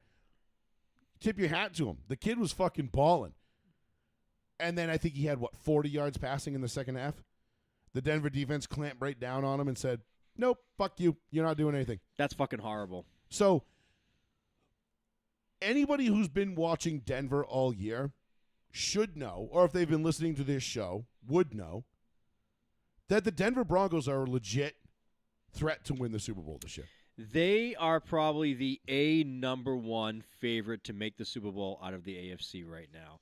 I know everyone is saying it's going to be Buffalo's year because the Ravens aren't in it, the Chiefs aren't in it, so it's Buffalo's year. No one's making it through Buffalo. But what have me and you said the whole time? Me and you have said Buffalo is just one man. It's Josh Allen. Josh Allen has to do what? Carry the entire fucking team. Which is why I think Josh Allen not being in the MVP conversation all year is criminal, but fair enough. Ahead. But Josh Allen, if he faces Denver, right? Let's say if it comes down to the AFC Championship is Denver against Buffalo, and it's at Denver. So it doesn't matter if I fucked all that up. If it's Buffalo at Denver. It would be in Denver because Correct. I don't think there's any way it could be in Buffalo. Unless Denver just fucking loses out and Buffalo wins out. Buffalo wins their division somehow, and we end up as a wild card. Correct. So if that scenario happens, it's more than likely going to be Buffalo at Denver. I'll be pissed. I can't envision a scenario unless Josh Allen just goes nuclear and does everything himself and runs 150 yards, goes bananas. So I can't see him beating this Denver defense, which has been so phenomenal. I don't know. I don't see it because the Buffalo's defense is so bad. You know, like what's more likely? Denver's offense scoring on Buffalo's defense, or Buffalo's offense scoring on Denver's defense? I agree with that sentiment. And the only reason why, you remember a couple of minutes ago, I said, remind me when we get to the Denver game, why Buffalo is one of the two teams in the AFC that scares me the most. Yeah, of course. It's because Buffalo utilizes 2 tight ends in their offense. Yeah, but the tight ends are tight ends are mid. But they're not. They're really good. What, Kincaid and Knox? That's the best 1-2 punch at tight end in the league. And Denver is typically weakest defensively. I would say Isaiah Likely ends. and Andrews are better. Okay, maybe when they're at the top of their game, sure. But regardless, Kincaid and Knox are right there. But I think Kincaid and Knox are just elevated because it's Allen. Yeah, sure. But that's how it always works. I mean, listen, I loved Eric Decker more than, maybe any player on that 2011 to 2013 run. But, Eric Decker wasn't the same Eric Decker when he went to the Jets. Peyton Manning elevated him. Right, or the Patriots. Remember him was on the Patriots? That's right. He was there for like a day. But no, I don't. But I do. But I didn't. But yeah, you're right. But my thing is what like we always say in the playoffs, styles make fights. Yep. The Buffalo Bills offense matches up very well with the Denver defense. I'm not saying that I think you're right. Denver's offense would be able to outscore Buffalo's offense. I think so. In that scenario, because Denver has ultimately more playmakers on defense, more ability to take a ball away. They're going to be able to get after Josh Allen. They're going to be able to sack him. They're going to be able to be in his face. And, there is always that opportunity where Josh Allen can do Josh Allen shit that no one else fucking can. And you end up with a game like last year. Not that I think we would get blown out like we did last year, because even I would say last year it looked like a blow on the final score. Mm-hmm. But that game was close for almost three full quarters, and it wasn't until the beginning of the fourth where it started to get away from Denver. And Buffalo's defense nowhere near as good as that this year, and the game would be in Denver this year. Mm-hmm. So all that to be said, the Packers come in all week. I'm listening. You know me. I follow Peter Bukowski on Twitter. You know who he is, right? Yeah, I don't like him. He's the guy that's still married to Aaron Rodgers and hates Aaron Rodgers because Aaron Rodgers was quote unquote less than truthful when it came to his vaccination status. Yeah, he's a huge Packers fanboy. Yeah, but you know what he is? He's one of these advanced metric nerds. And all week he's posting all these stats and all these advanced metrics. This is why Bo Nix has been terrible against good defenses. The Packers have the best defense versus this. Bo Nix isn't going to be able to do this against our defense. We have, this, that, the other thing. Everything he said, and all I did was quote tweet him at the end of the game, and I'll read you what I said, because this is why anybody who talks to me about football and they start quoting any of these advanced metrics or any of this bullshit, I immediately dismiss you as a complete fucking idiot. I'm sorry, but you're a clown. You just retweeted, but you are gay. I probably should have. It's okay. We can say that again. It's meant in jest. So Peter Bukowski he tweeted, certainly thought it was possible the Packers could lose this game. Did not anticipate them getting lit up by Bo Nix, though. I said, this is what happens when you rely on nerd stats that were simply invented for people whose wives' boyfriends won't let them watch football with them, and instead of watching the fucking game. Because that's what happens. When you sit there and you're like, well, I calculated his average yards through the air, and the Packers do not allow that. Therefore, we're going to go, yeah, how those advanced metrics work out for you, Pete?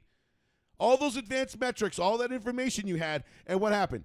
Oh, that's right. Your precious Packers defense, which is really fucking good, by the way, got absolutely fucking shredded by Bo Nix to the tune of 3 bills, 4 touchdowns, and 0 turnovers. Damn. Shredded. Fucking shredded. Was it 4 touchdowns you said? Yeah. 4 touchdowns, 302 yards. Wow. 302 yards. 134 passer rating.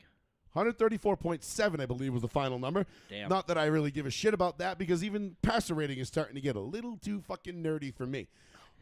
Call me old-fashioned. I don't really give a shit. I believe in stats are useful.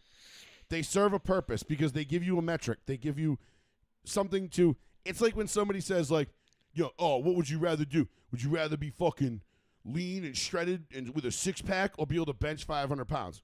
I'd rather bench 500 pounds all day. Lean, shredded, 6-pack, looking good, that's all subjective. 500 pounds is not. That 500 pounds is 500 pounds, no matter how you measure it. That is 500 pounds. That's not subjective. If you can bench press 500 pounds, no one can tell you, well, yeah, But you could somebody could say, you're ripped and lean and all this, be like, yeah, but you don't look as good as you think you do, because I don't think that looks that good. Well, you're kind of fat. So when you take all these advanced metrics and you take, you're kind of fat. Yeah, I can kind of bench press your car. So when you take all these advanced metrics, assholes, and I was hate following him all week, and I was tweeting at him during the game. You're like, oh, you got an advanced metric for that? You give an advanced metric for why Bo Nix just threw an absolute dime to little Jordan Humphrey in basically quadruple coverage and fit it in a window that no one could get to it except his receiver? Oh, I'm sorry. Was that in your advanced metrics? Oh, it wasn't. Oh, so you didn't anticipate this because none of your advanced metrics said that this was a possibility. Well, looks like your metrics are fucking garbage, and you probably should fucking chuck them.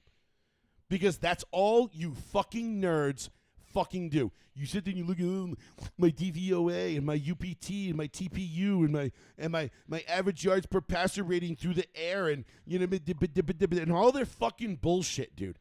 It's all nonsense. It is. It's fucking nonsense. It's stats that were made up by bugmen who were never cool enough who could never have the athletic ability to actually play football, but so desperately want to be involved with football. So they make up all these numbers so that they can learn them all and tell people who actually play football, well, this number says that. Yeah, this metric says that you're wrong. Oh, that's cool. Pretty sure Peyton Manning and Aqib Talib weren't sitting there worried about what the fucking other guy's DVOA was when they came into the fucking game. No, they were probably more worried about what he was actually doing on the field and how they were going to stop him. And then they did that because that's what football players do. Football players don't even fucking know their own stats half the time. So why do you think it would be beneficial for you to know them if the guys on the field don't even know them? True. Do you think if Riley Moss gave a flying fuck about how many yards he's given up on penalties? I was going to say, is it penalty yards or is it real yards? Penalty yards? He would be sitting in the fucking corner crying. He's like, I'm just going to bench myself. How many penalties does Riley Moss have this year? I don't know the exact number, but I'm it's going to see too if I many. can find it. It's too many. It is way too many. Because so speaking of shit penalties, did you see the pass interference they called on Riley Moss? Yeah, I did. Let's see if I can put it up. Because this is just asinine. That this gets called DPI. He has 11 penalties for 178 yards this season. That's a lot. Yeah. That's a lot. All with defensive pass interference. And you know how many of them I think maybe he actually committed? 2. All of them were more than 20 yards. Oh, they hit my boy. Bro, it is getting to the point now where it's like, yo, listen, we get it. You hate the white corners. Just say it. Just say it. My name isn't Seahorn. What do you want me to do?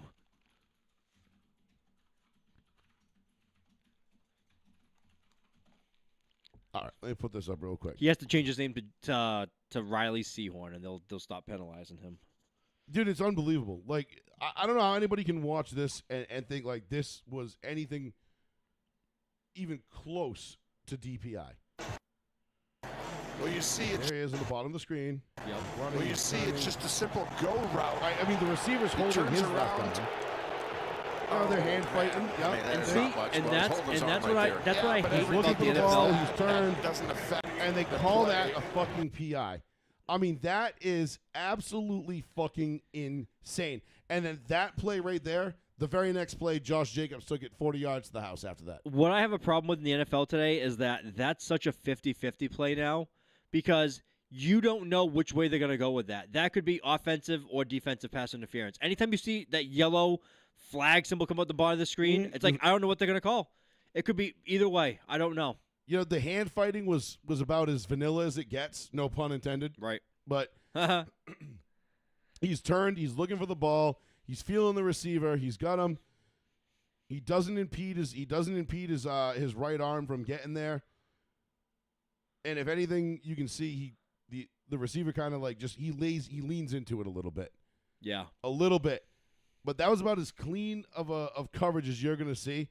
And when I saw immediately on Twitter after that, people just being like, bro, really? Aqib Talib, TJ Ward, Chris Harris, everybody just being like, yo, lay off my dog. Like, what are you doing? Like, we get it. You don't like him because he's a white corner. Fucking deal with it. Like, it's absurd. But the very next play after that, Josh Jacobs breaks 140 yards to the house. Yeah. And that was what set up what I think was the game, the arguably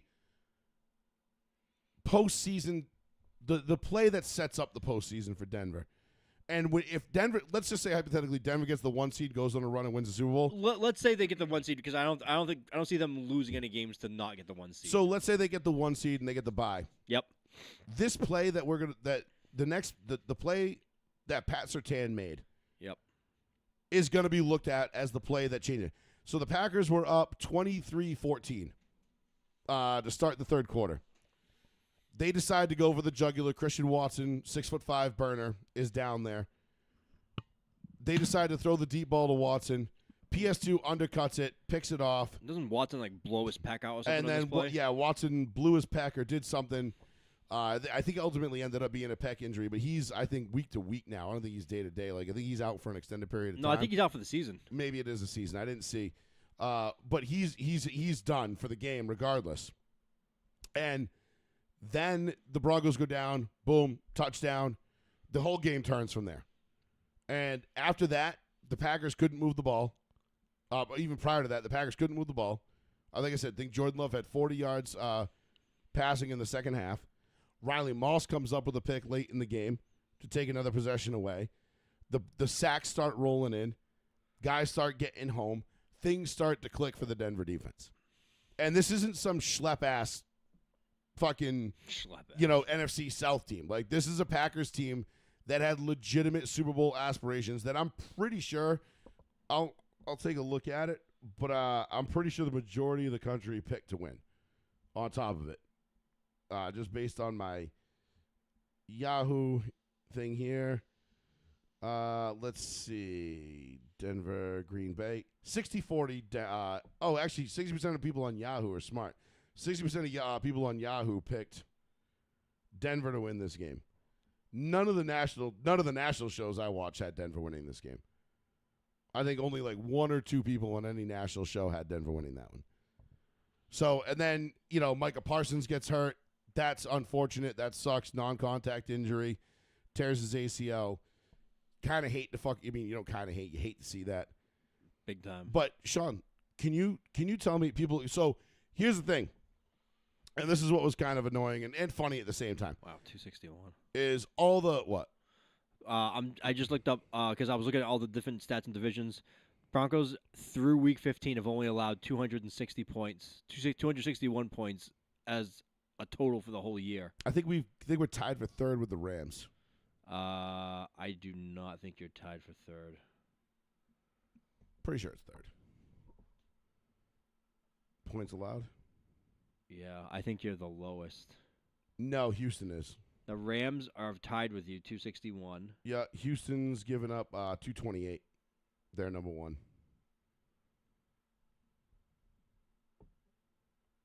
Seahawks are 242.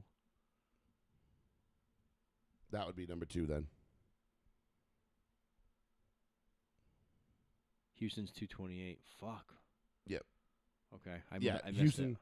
So, just because you brought it up, you mentioned it. The two teams that scare me in the AFC, the only two teams that not scare me, but I'm like, fuck, they're going to be tough games. Don't say the Texans. Buffalo and the Texans. Don't say the Texans. Texans have zero offense. But that defense is fucking vicious. Now, again, the game would be in Denver, so I'm going to be a lot less scared.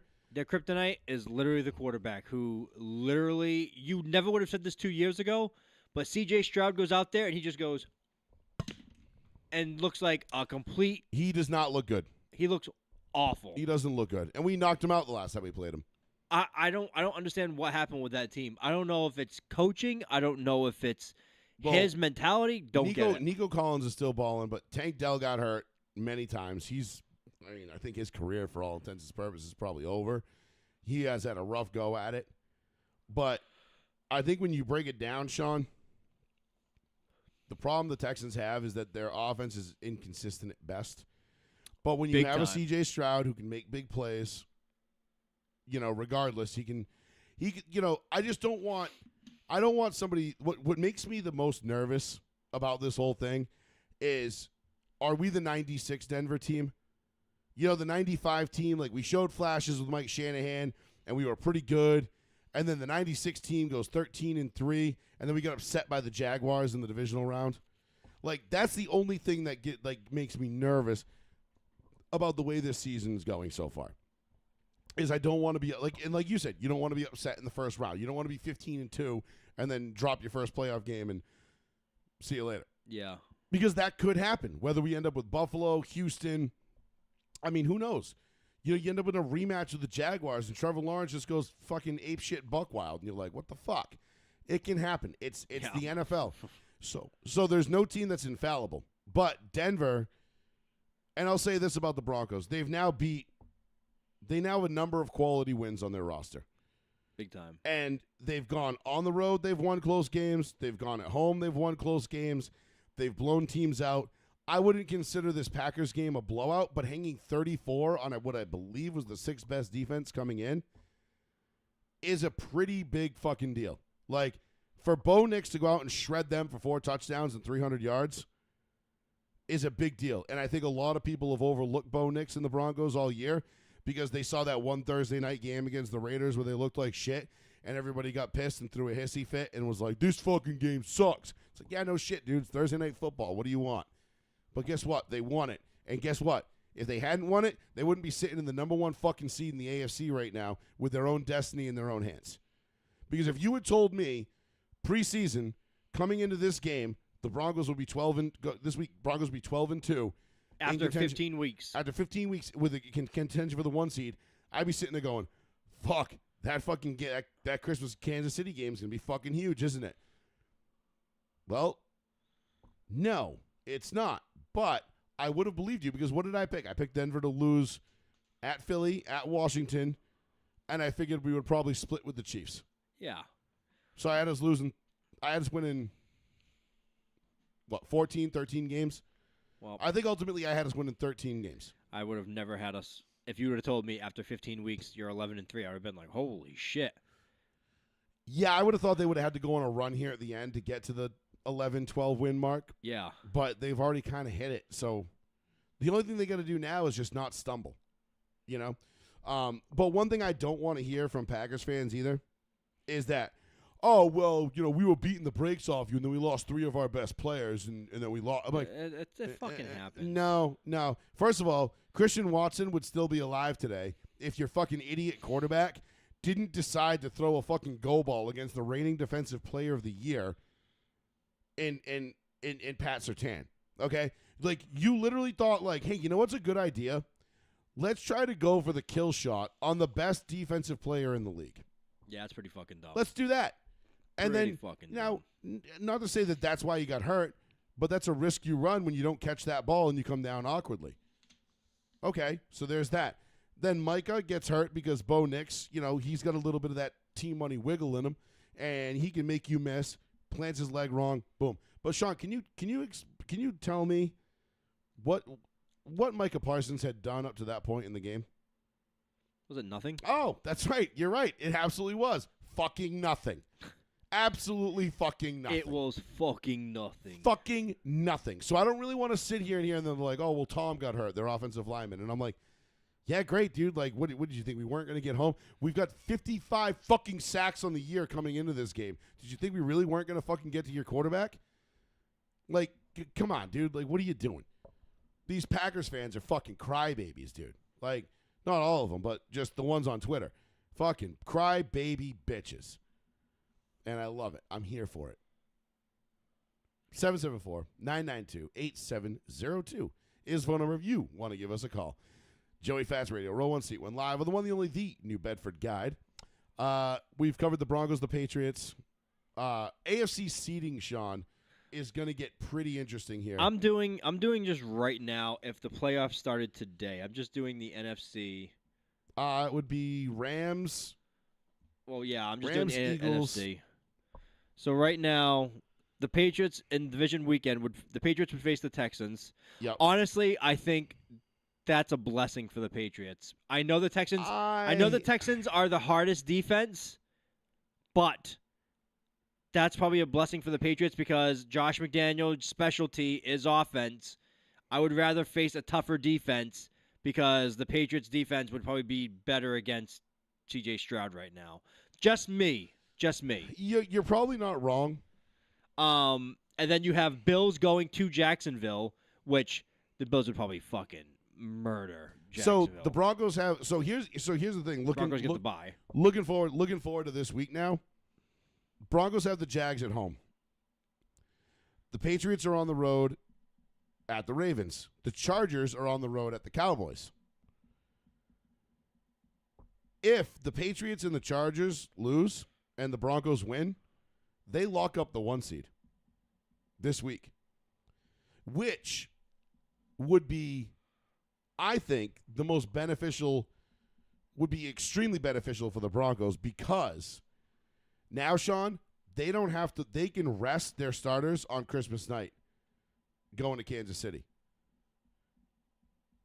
They can sit some of their guys down, get some guys healthy, play a series or two, whatever, and just go into Kansas City, cruise, take the L. Who gives a shit? Yep. Then you come out, you play the first half maybe against the Chargers, shake a little bit of the rust off, play the first half, and then go into your bye week for the playoffs.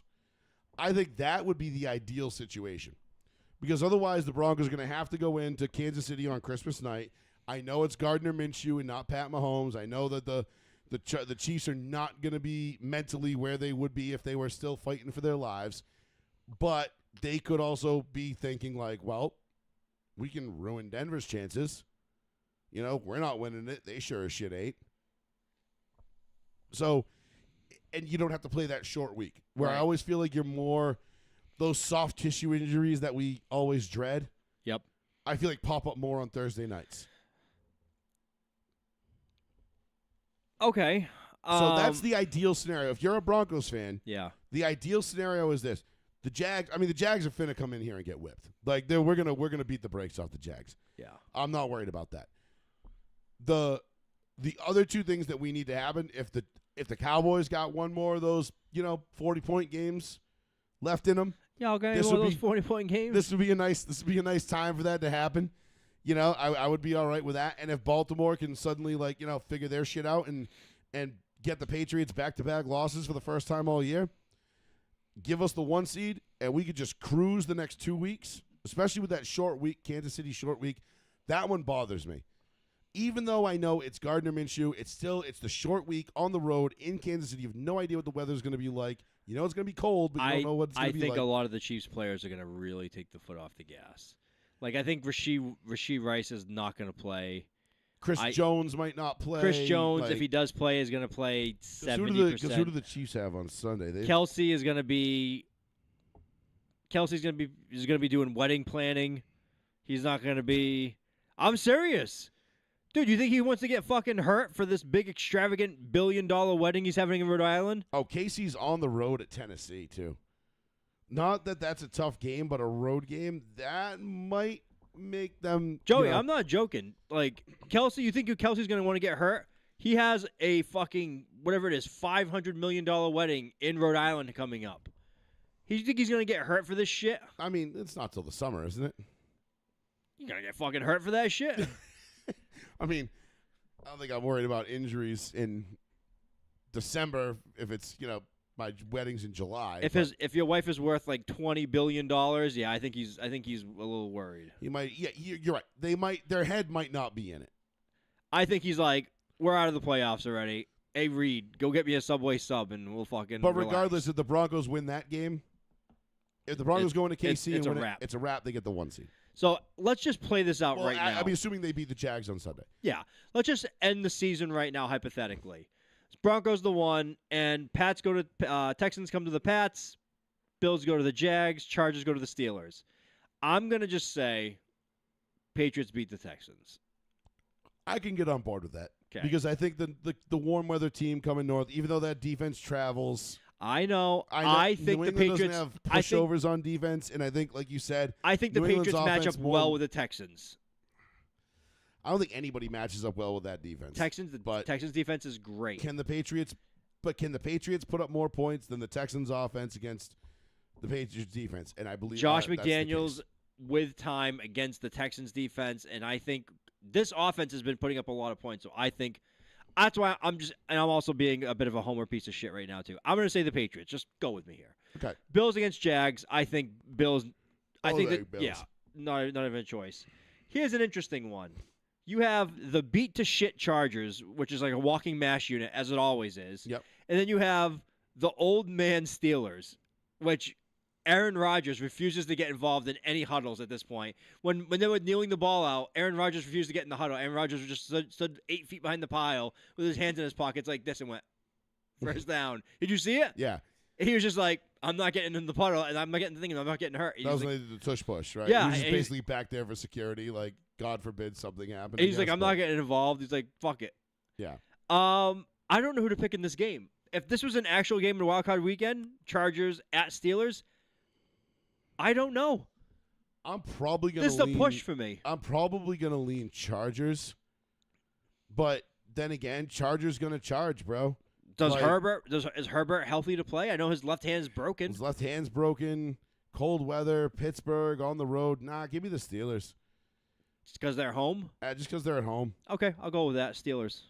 I don't. Yeah, that's one of those tough ones too. Like I don't know who I would really pick, but I'm listen. Go with the home team because it's playoffs. Yeah, and the experience of Rodgers. Let's go to the NFC before we go to the AFC and we go break that down. We have the Packers going to the Bears, the 7 going to the 2. I'm going to say the Bears. Packers, if they lost. If the Packers had come out of that game healthy on Sunday, I'd say Packers all day, regardless of losing to Denver. They just lost 2 of their best players. They lost. You lose Watson, Tom, and Micah. That's a big problem for and the the Packers. Bears are catching fire right now. And not for nothing, dude, that Bears secondary, bro, they can pick some shit off, man. They are fucking opportunists. They are balling out there. Yeah, I mean, I could see Caleb Williams screwing the pooch, but I'll take the Bears in spite of Caleb Williams. That brings us to 49ers at the Eagles. I like the 49ers, but love the Niners, but the Eagles are the Eagles, bro. You ain't until you beat not in Philly. No. This one's gonna be fun, but I think it's too little, too late for the Bucs team. I think the wheels are coming off the wagon at this point. Seahawks at the Bucs. Easy Seahawks. I think they just go in there and they just mollywop them. Okay, so now we have Broncos at the 1. Patriots are the 2. Bills are 6. Steelers are 4. So that would mean the Steelers at the Pats. And the Bills at the Broncos. Bills at the Broncos is a crazy divisional game. In Mile High, I like Denver in that. I do fear the 2 tight ends. You know, they're going to keep it close. I don't think it's going to be a blowout, but I think Denver grinds them out. Bo Nix finds a way. Unless Josh Allen does Josh Allen shit that is inexplicable and you can't see it happening, I just don't see Denver's offense not scoring enough against the Bills' defense. I agree that unless they just come out with some game plan that is just absolutely fucking pristine and perfect, and Bo Nix has the worst game of his career. I don't see Buffalo. Not an ideal matchup for me right there. I'd actually rather see the Chargers. Like if I had to pick, I would rather flip that and see the Chargers win on the road in Pittsburgh, but you can't because the Chargers still have a higher seeding. Buffalo has the lower seeding. Oh, Buffalo will be the 6 right now? Yeah. Because they still have more games won, and they still have the tiebreaker in the division. Right. So still, good thing the season doesn't end now. Yes, you'd still be facing the Bills. But I still agree with you. I still think the Broncos win that one. As I said before, it's a one-man show. I still don't think it's the Bills' year. No matter what anybody says, I don't think it's the Bills' year. I don't think it's ever anybody's quote unquote year. It's your year when you make it your year. Steelers at Pats. I know the Steelers beat us once this year. I do not think that happens again. And they're coming back here again. I would have a hard time seeing Pittsburgh walking into New England and beat them. I know. And the first time we lost by 3 points, and we had 5 turnovers that game. Not to say the Steelers' defense couldn't do the same again. I just think it's very unlikely that they do. So, yeah, I would probably take the Patriots in that, which would then give me our dream matchup. Patriots at Broncos for the AFC Championship. Broncos are going to the Super Bowl. I would unfortunately have to agree. If we're doing it today, that'd be like a 38-17 kind of game. It might not even be that close. I would have hopes that the Patriots could do some magic and pull something out of the hat. Denver's probably going to get. Never say never. Never say never. Because again, you don't know what's going to happen that day, how the ball's going to bounce. Things are going to go your way. Things aren't going to go your way. But just looking at the amount of sacks that Drake May has taken this year versus the amount of sacks that Bo Nix hasn't, and Denver's defense and their ability to get after the quarterback, I don't see Drake May having a very successful time in Denver. I mean, Tom Brady was 0-3 in the playoffs in Denver. I don't see Drake May breaking that curse. It's been a house. Not this year. It's been a house of horrors for New England in Denver for our history, just in general. Forever, really. I mean, yeah, in general. Over in the NFC, we have Seahawks at the Rams. Rams. I'm just taking the Rams because who do you trust more, Sam Darnold or Matt Stafford? It's Stafford. Stafford, all day. Simple answer. I was going to argue. I was going to be devil's advocate for Seahawks. Seahawks got a great defense, and they can give the Rams problems, and they're very familiar with each other, so that's always an issue. But dog, like it's the Rams to me. They are just. They're too well coached, and they're seasoned. And Devontae Adams isn't playing out of his mind. Devontae has been a fucking nightmare. Yeah, he's been unbelievable on that team. And then you have Eagles at the Bears. Now, I think that this is where the Bears end of the line. Yeah, I think Philly goes in. I know the Bears have a home game. That place is probably rocking. But and Sean, look at what does this break? This breaks it down. If this goes the way that this chart says it goes, this would mean that preseason I picked 3 out of the final 4. Yeah, you didn't get the Patriots, though. No. Nobody had the Patriots. I had the Bills instead of the Patriots. I didn't have the Patriots in here either. No. I had the Chiefs. I had Broncos, Bills, Rams, Eagles. I don't think I had the Broncos in the AFC Championship thing. I think I had Ravens, Chiefs. People thought I was crazy when I picked the Broncos to go to the Super Bowl this year, and I don't. I still thought. I thought I had them beating. Could it not happen? Sure. Yeah. Is it likely? Yeah, I think so. Rams, Eagles. I'm gonna say Rams over Eagles. I don't. I mean, I'm going to my preseason Super Bowl matchup. Rams, Broncos. I will also say Rams and right now for sure. And when it comes to the Super Bowl, Broncos, Rams, Super Bowl, and this makes me like this is tough for me because this is a good matchup. Because my head says coach, quarterback, Stafford and McVay. But that's my whole wheat side. My frosted side says take the Broncos because I think the Broncos defense is a better unit. Not by much, but they're just better. Their secondary is going to be a lot more equipped than the Rams. Their pass rush is better than the Rams. The thing that bothers me the most about the Rams, their offensively, Kyren Williams is a weapon. Devontae Adams is a fucking problem. And Matthew Stafford is a vet among vets. And he's not going to be fooled by a lot of shit that they're going to throw at him. So the only way the Broncos are going to win this game is if they absolutely get after Matt Stafford's ass and they're in his lap the whole game, which I could see happening. The one thing you could do is you could have Surtain man up against Adams, which would most likely be the case. But then you still got Puka. You'd have to double up Puka. And not for nothing, but this is why we went out and we drafted Jahdae Barron in the first round. This is why we've got Abrams Drain. This is why we've got Riley Moss, the Great White Hope. You know what I mean? Like, we got depth across. We got depth throughout the secondary. This is why I'm saying it's a good matchup because if I'm thinking logically here, right? I know it's an any given Sunday circumstance here, and obviously I would hope for the Patriots to figure it out, and I'd hope for the Patriots to make it as well. But if I'm thinking logically here, it would make sense that the Broncos would match up very well against the Rams offense too, because Stafford's an older chicken in the henhouse here. The Broncos have a good capacity to get after the quarterback as well. Rams have a good best line. Capacity to get after the quarterback. Yeah, Rams might be the best in history by the time the year's over. Rams have a decent line, but not a great line. Their running back, Kyren doesn't really scare me. I know people love Kyren, but I'm not a Kyren fan. But he's a weapon. He's just an added weapon on that offense, and they're full of them. He's a scat guy, too. He can get out and But he can run between the tackles if he needs to. Sure. Kyren can do it all. I like Kyren as a back. Offensively, I'll give the edge to the Rams.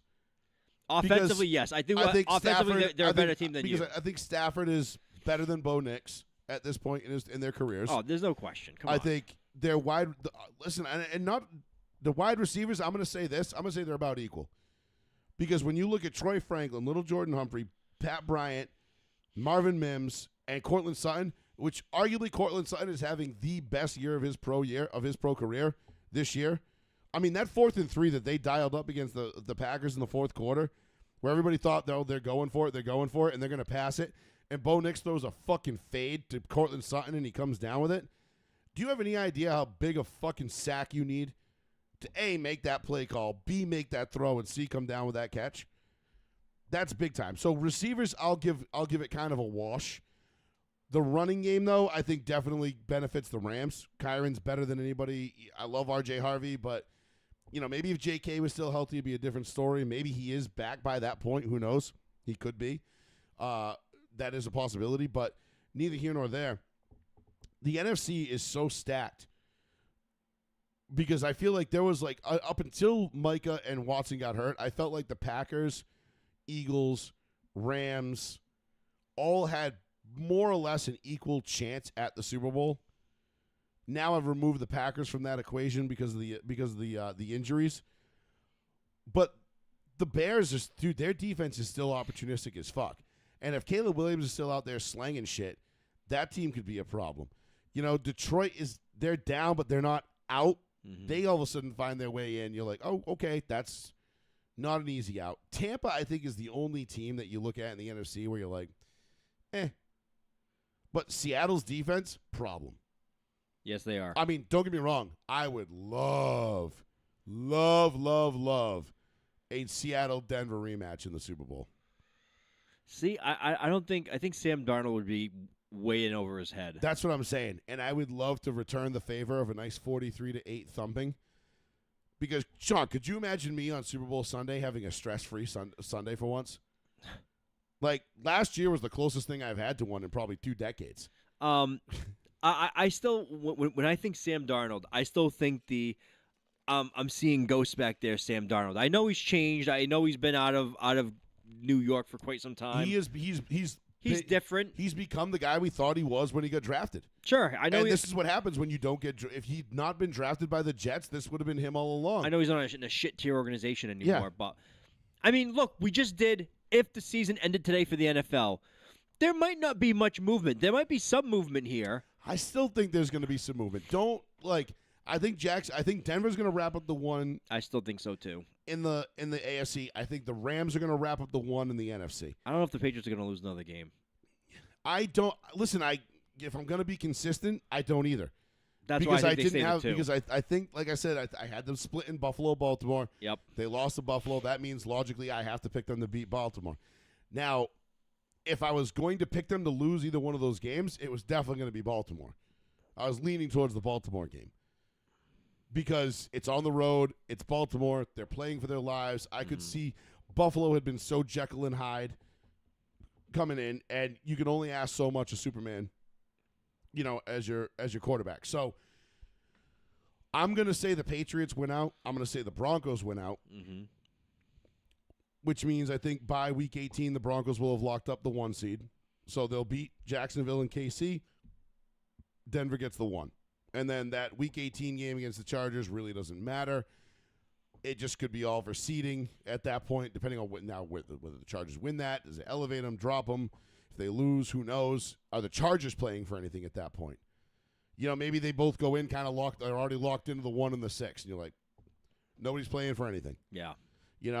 So who knows what's going to happen by that point. But all I know is these next, 14 days, next 2 weeks are going to be absolutely fascinating because the way this could work out in so many different scenarios is it's just so typical of the NFL, right? We get to this time of year, you got 3 games, all these teams got 3 games left, and you're thinking like, all right, I got a pretty good beat on this. All it's going to take is one team to blow one game or one field goal to go wide left or wide right, and all of a sudden there'll be fucking chaos throughout the conference. There's always a kicker that blows it every year. There's a kicker that ruins it for a team. I pray to God it's not my kicker. I mean, we all do. But it's like, could you see, all of a sudden Will Lutz misses a chippy to beat the Jags or something, and the Jags come in and pull off the upset, and you're like, fuck. Like, we never got to discuss the fucking Giants kicker that fucking against the Patriots that kicked the ground. Oh my God! I've never seen someone Thursday do night that, game? and they had to just let him go the next day. I've never seen anybody chunk a field goal before. Did you see on the Manning cast Danny DeVito was sitting between the Manning brothers, and Danny DeVito went, "Oh my God!" No. Screamed. I missed the Manning cast that night for whatever reason. I think I was like, where was I? I don't know why they had Danny DeVito on, because they just bring on random Oh, people. I was here. Yeah, right. And then Eli, of course, was just like, Jesus Christ. Yeah. He just was under his breath. He kicked the ground, and I don't even think I went back and watched the Manning cast that night because the game sucked so bad. I was just like, I'm like, I don't want to watch it. I think I just ended up doing something else. But Danny DeVito says, I don't think I've ever seen anybody do that in football before in my life. Yeah. Well, Danny DeVito's a longtime Giants fan. That's why. I know. I'm a big New York guy. But he screamed. So anyway, I started blasting. But when he kicked the ground and Danny DeVito screamed out, he kicked the ground. Yeah. And Manning was like, no. Manning was like, no, let's see a different angle. And Manning goes, he didn't. That was it. I got a good laugh. You had to have a good. Everyone in New England was loving that game. I don't know how he missed it because that bad. you're just sitting there going like, "Yep, fuck you." Like this is what you get. You took 2 Super Bowls away from us. This is what you get. There's no revenge in that, though. I know it's been so long, but still. Like someone said that on the regular broadcast. Someone was like, "Oh, the rival history between these two teams." It's like, we don't get anything from this. This is a meaningless game. No, but you go. It'll always be Eli and Brady in the Super Bowl and the helmet catch and the Manningham catch and Victor Cruz and Justin Tuck. Maybe and Vrabel. Strahan. Vrabel lost the 07 game, but he wasn't there in the other one. No, he was long gone by then. He was there 07. He definitely was there, but he wasn't there in 11. No, he was not. No, he was with Cleveland by that point. No, KC. KC, that's what it was. And he was already out of the league, I think, in 12. I think he was retired by then. He was already on his way to being Ohio. A monster of a head coach. He was at Ohio State, which fucking what's his name at Ohio State didn't even remember he coached under him. Urban Meyer. Urban Meyer, when he was in Jacksonville, right, walked up to him. He goes, "You look familiar." He goes, "Yeah, I was your defensive coordinator for 3 years." Yeah. He couldn't remember him because Urban Meyer took the Jacksonville job. Right. Vrabel was the head coach of Tennessee. Dude, walked across the field to shake his hand. He goes, "You look familiar." And he goes, "I was your defensive coordinator for 3 years." Remember Urban Meyer had the Jacksonville job for like a brief fleeting moment? I forgot all about that. How the fuck do you forget your defensive coordinator for 3 years? Probably the same way you forget Urban Meyer coached the Jags for a half a minute. Like that. Didn't they fire him like before the end of the season, his first year? They fired him in his first year. Yeah. Before the end of the year. Because he was like Didn't he, grinding on a woman. Yeah, didn't he? He had an affair. Yeah, it was having like an affair. It was like some other shit going on. And using the team's money. Yeah. Like it was like using the company he was money using too. Shad Khan's credit card to take his his girlfriends wherever he wanted, so his wife couldn't track his. Yeah, and he was wearing white pants, and he had like an erection too. And he was sitting on like a bar stool. I remember that. I remember it very. Yeah, it's a little blonde girl, whatever. Yeah. And it was like it just got worse and worse, and it was just like, Jesus, man. That was fucking funny. Yeah, that was what a train wreck that was. But speaking of train wrecks, too, by the way, not to toot our own horns, but the Redskins officially deactivated Jaden Daniels for the rest of the year. Yeah, because of injuries. We're already at the end of the second year, and Jaden Daniels has only played a cumulative total of what? Barely a season? What did he play? 6 games this year? 6 games. He played, 8 last year? Well, he started 10, but only finished 8. So he hasn't even played a full season yet. Well, I guess if you count the playoffs, he did, but yeah, Sean, we were right. Once again. That was my biggest worry with him. Like, I loved him in college, but I was like, oh, he played 7 total games this year. And then he played... Oh, he played 5 snaps in one game. Fuck that. He played 6 games. Yeah, that's what I'm saying. He played 5 snaps. He did that last year. He played like 5 snaps in 2 games. That shouldn't count. He's played a career in the NFL 24 total games. Yeah, and he started 10 last year in the regular season. Oh no, sorry, he had 10 wins last year. He started 17. He started 17 last year. No, he started 17, but he only played 15. And I think both of those games his team won. So he had 10 wins in the regular season, but he really only accounted for 8. Damn, dude. So this guy's career is not going too well. Yeah. You know what, Sean? You know what it's going like? Exactly what we fucking said it was going to go Exactly like his... exactly how we said it was going to go. Wow, what an amazing... RG3. Yeah. What a shock. We were right again. No way. That's incredible. Who knew? Who knew? I mean, the people who listen to us knew. If you've been listening to this podcast, you knew this was going to happen. This was Jaden Daniels' story. It was written. Of all the games I'm looking forward to the most on Sunday, though, Sunday afternoon, 1 o'clock slate, because the Broncos play at 4. I look at the 1 o'clock slate. Buffalo, Cleveland. Do you want to know why I'm looking forward to that game?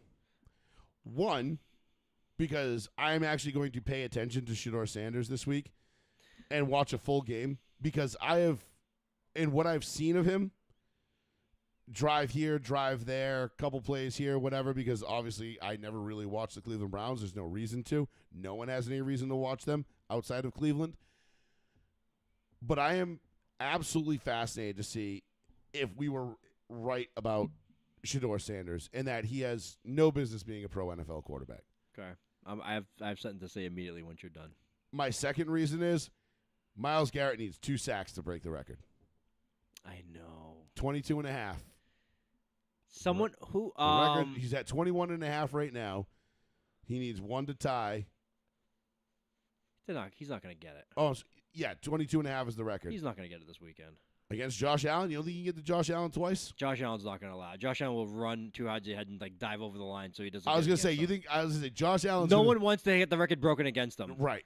Well, I mean, let's say Josh Allen gets sacked twice on Sunday, though. It's like, oh, I got sacked twice by Myles Garrett. It's like, yeah, but like 15 other guys get sacked by him, the other, whatever, fucking 20 times. It's not like, Yeah, but you didn't have the record. getting the broke sack against record you. broke against you, though. I feel like that's kind of like, now Josh Allen, like, slides down and Brett Favre's it.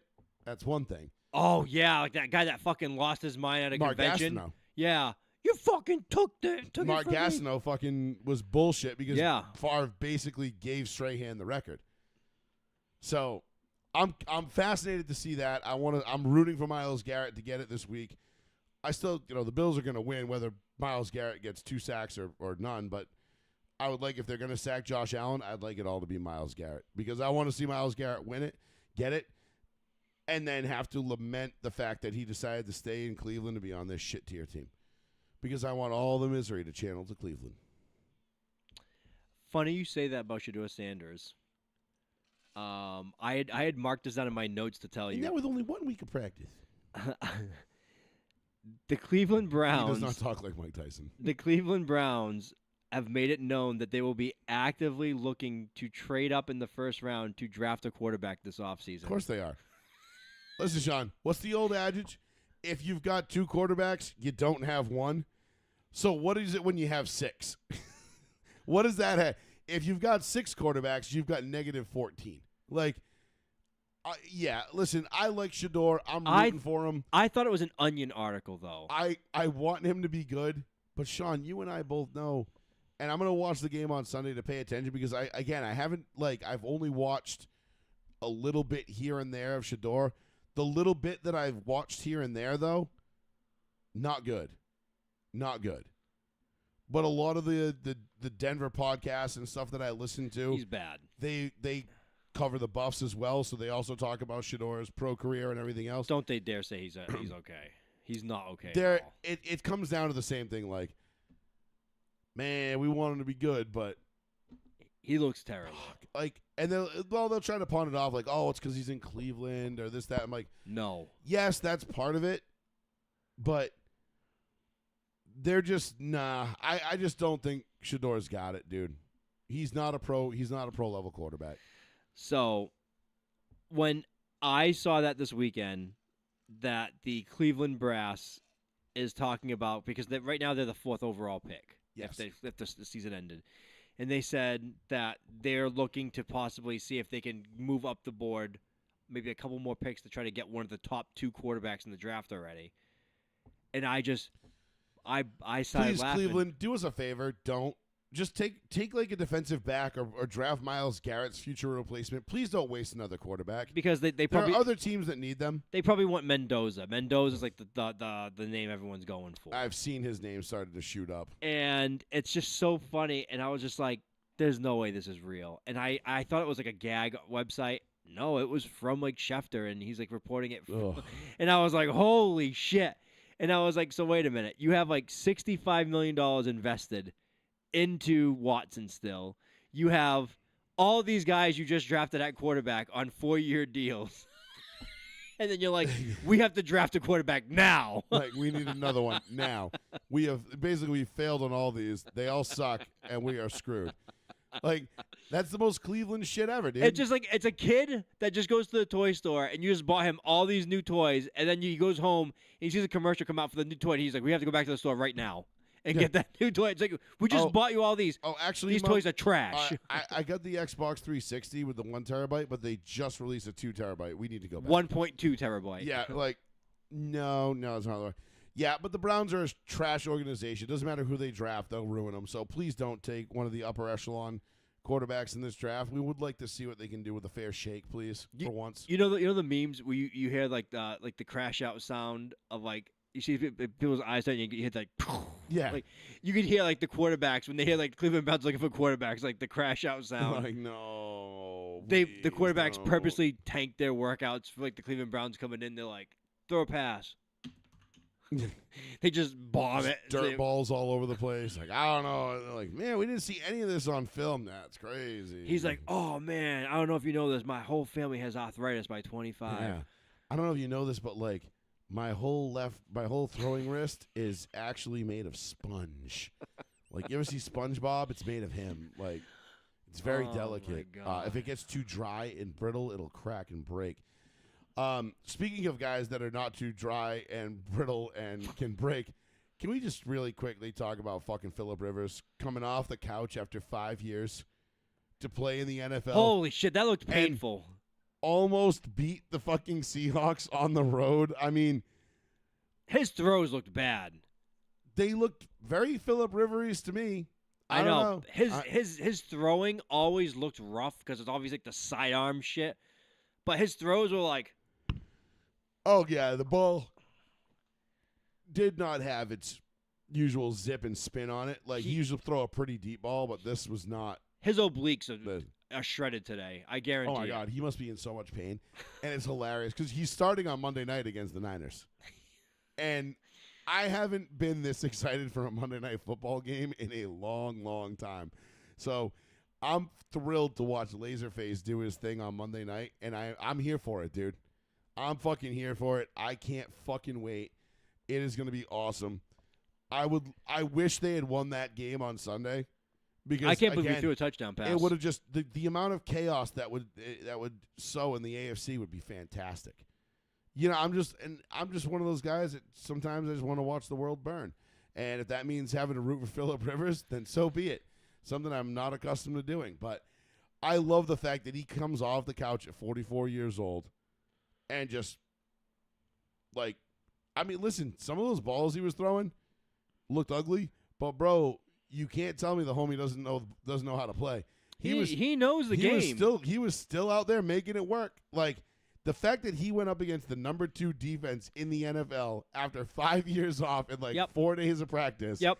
And moved the ball enough for them to be in position to win that game. And threw a touchdown. Like, bruh, that's incredible. 5 years off, came up to the podium joking. He was like, damn. He's like, wow, no Zoom. That was the first joke he made. Oh, right, because COVID was his last year. Yeah. He's like, hell yeah. That I was like, was, what the fuck?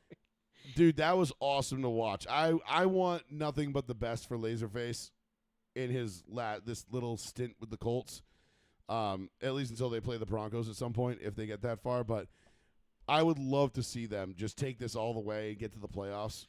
And Phillip Rivers would just be like, well, and then it's like if Denver goes down like in an upset to the Jags or whatever, some bullshit, and it's all of a sudden it's like, well, now I have no one to root for but Phillip Rivers and the Colts. Although he'd probably be eliminated before the Broncos were if they get the 1 seed, but whatever, you know what I mean. I'll be rooting for him anyway. It'll be funny because it'll just be hilarious. I can't believe it, man. Because he looks so fat and overweight. Paul told me. Paul was like, oh, did you look up what Madden did to him? And I was like, no, I don't have Madden. He's like, oh, neither do I, but look it up online. And they made him 285 pounds. I was like, why did they do that?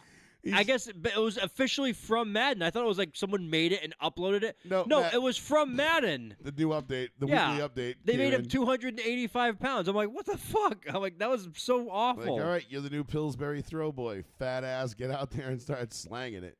That is awesome. It is a great story, though. I love this story so much because I as much as I hated Phillip Rivers when he was playing, he was so good and so annoying at the same time because he would beat you. You know, there was a pretty good period of time there where he beat our asses.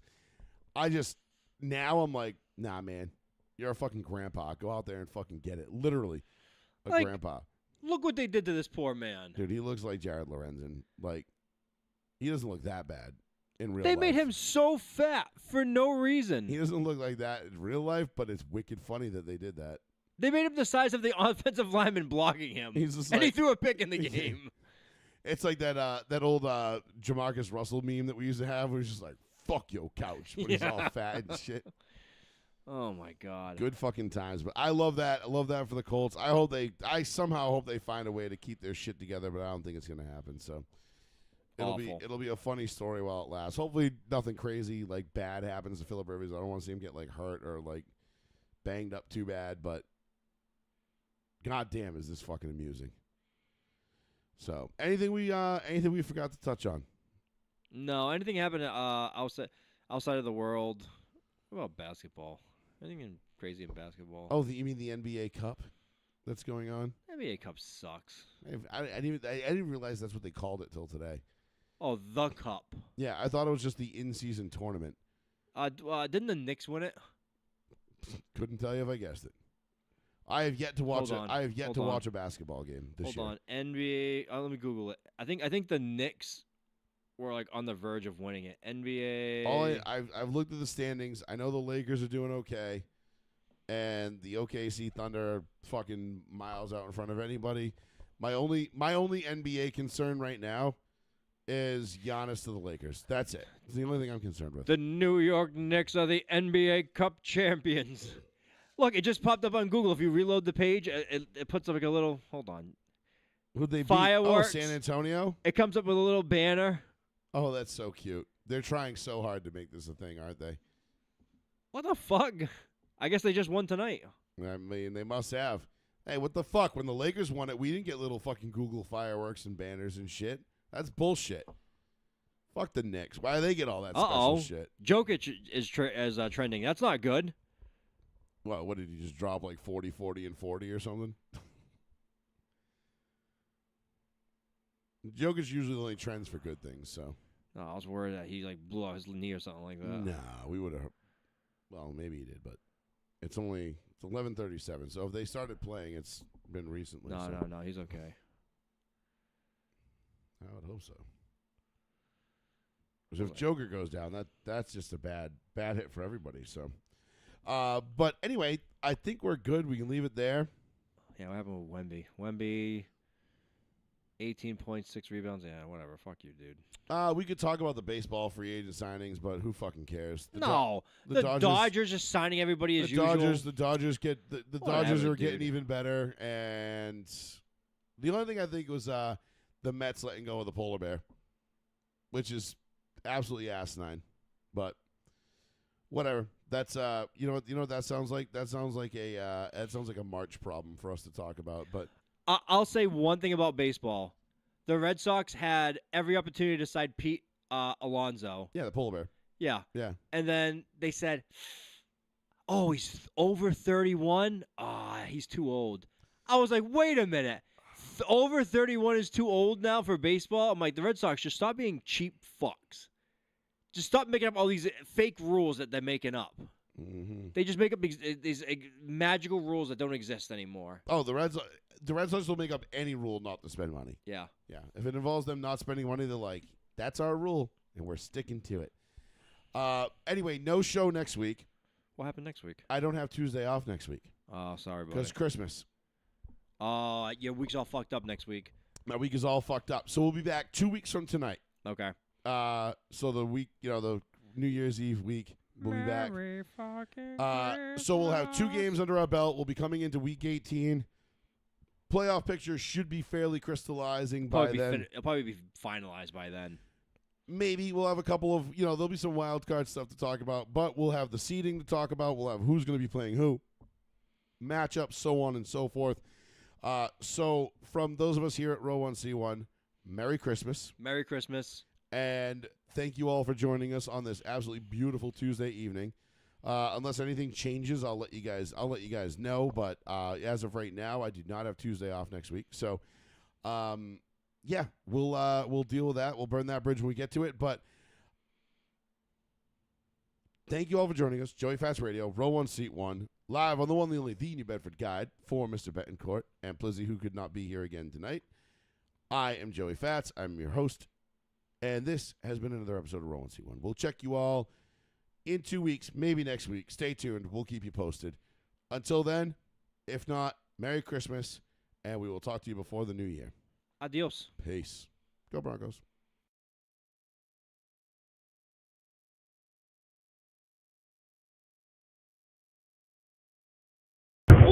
Fat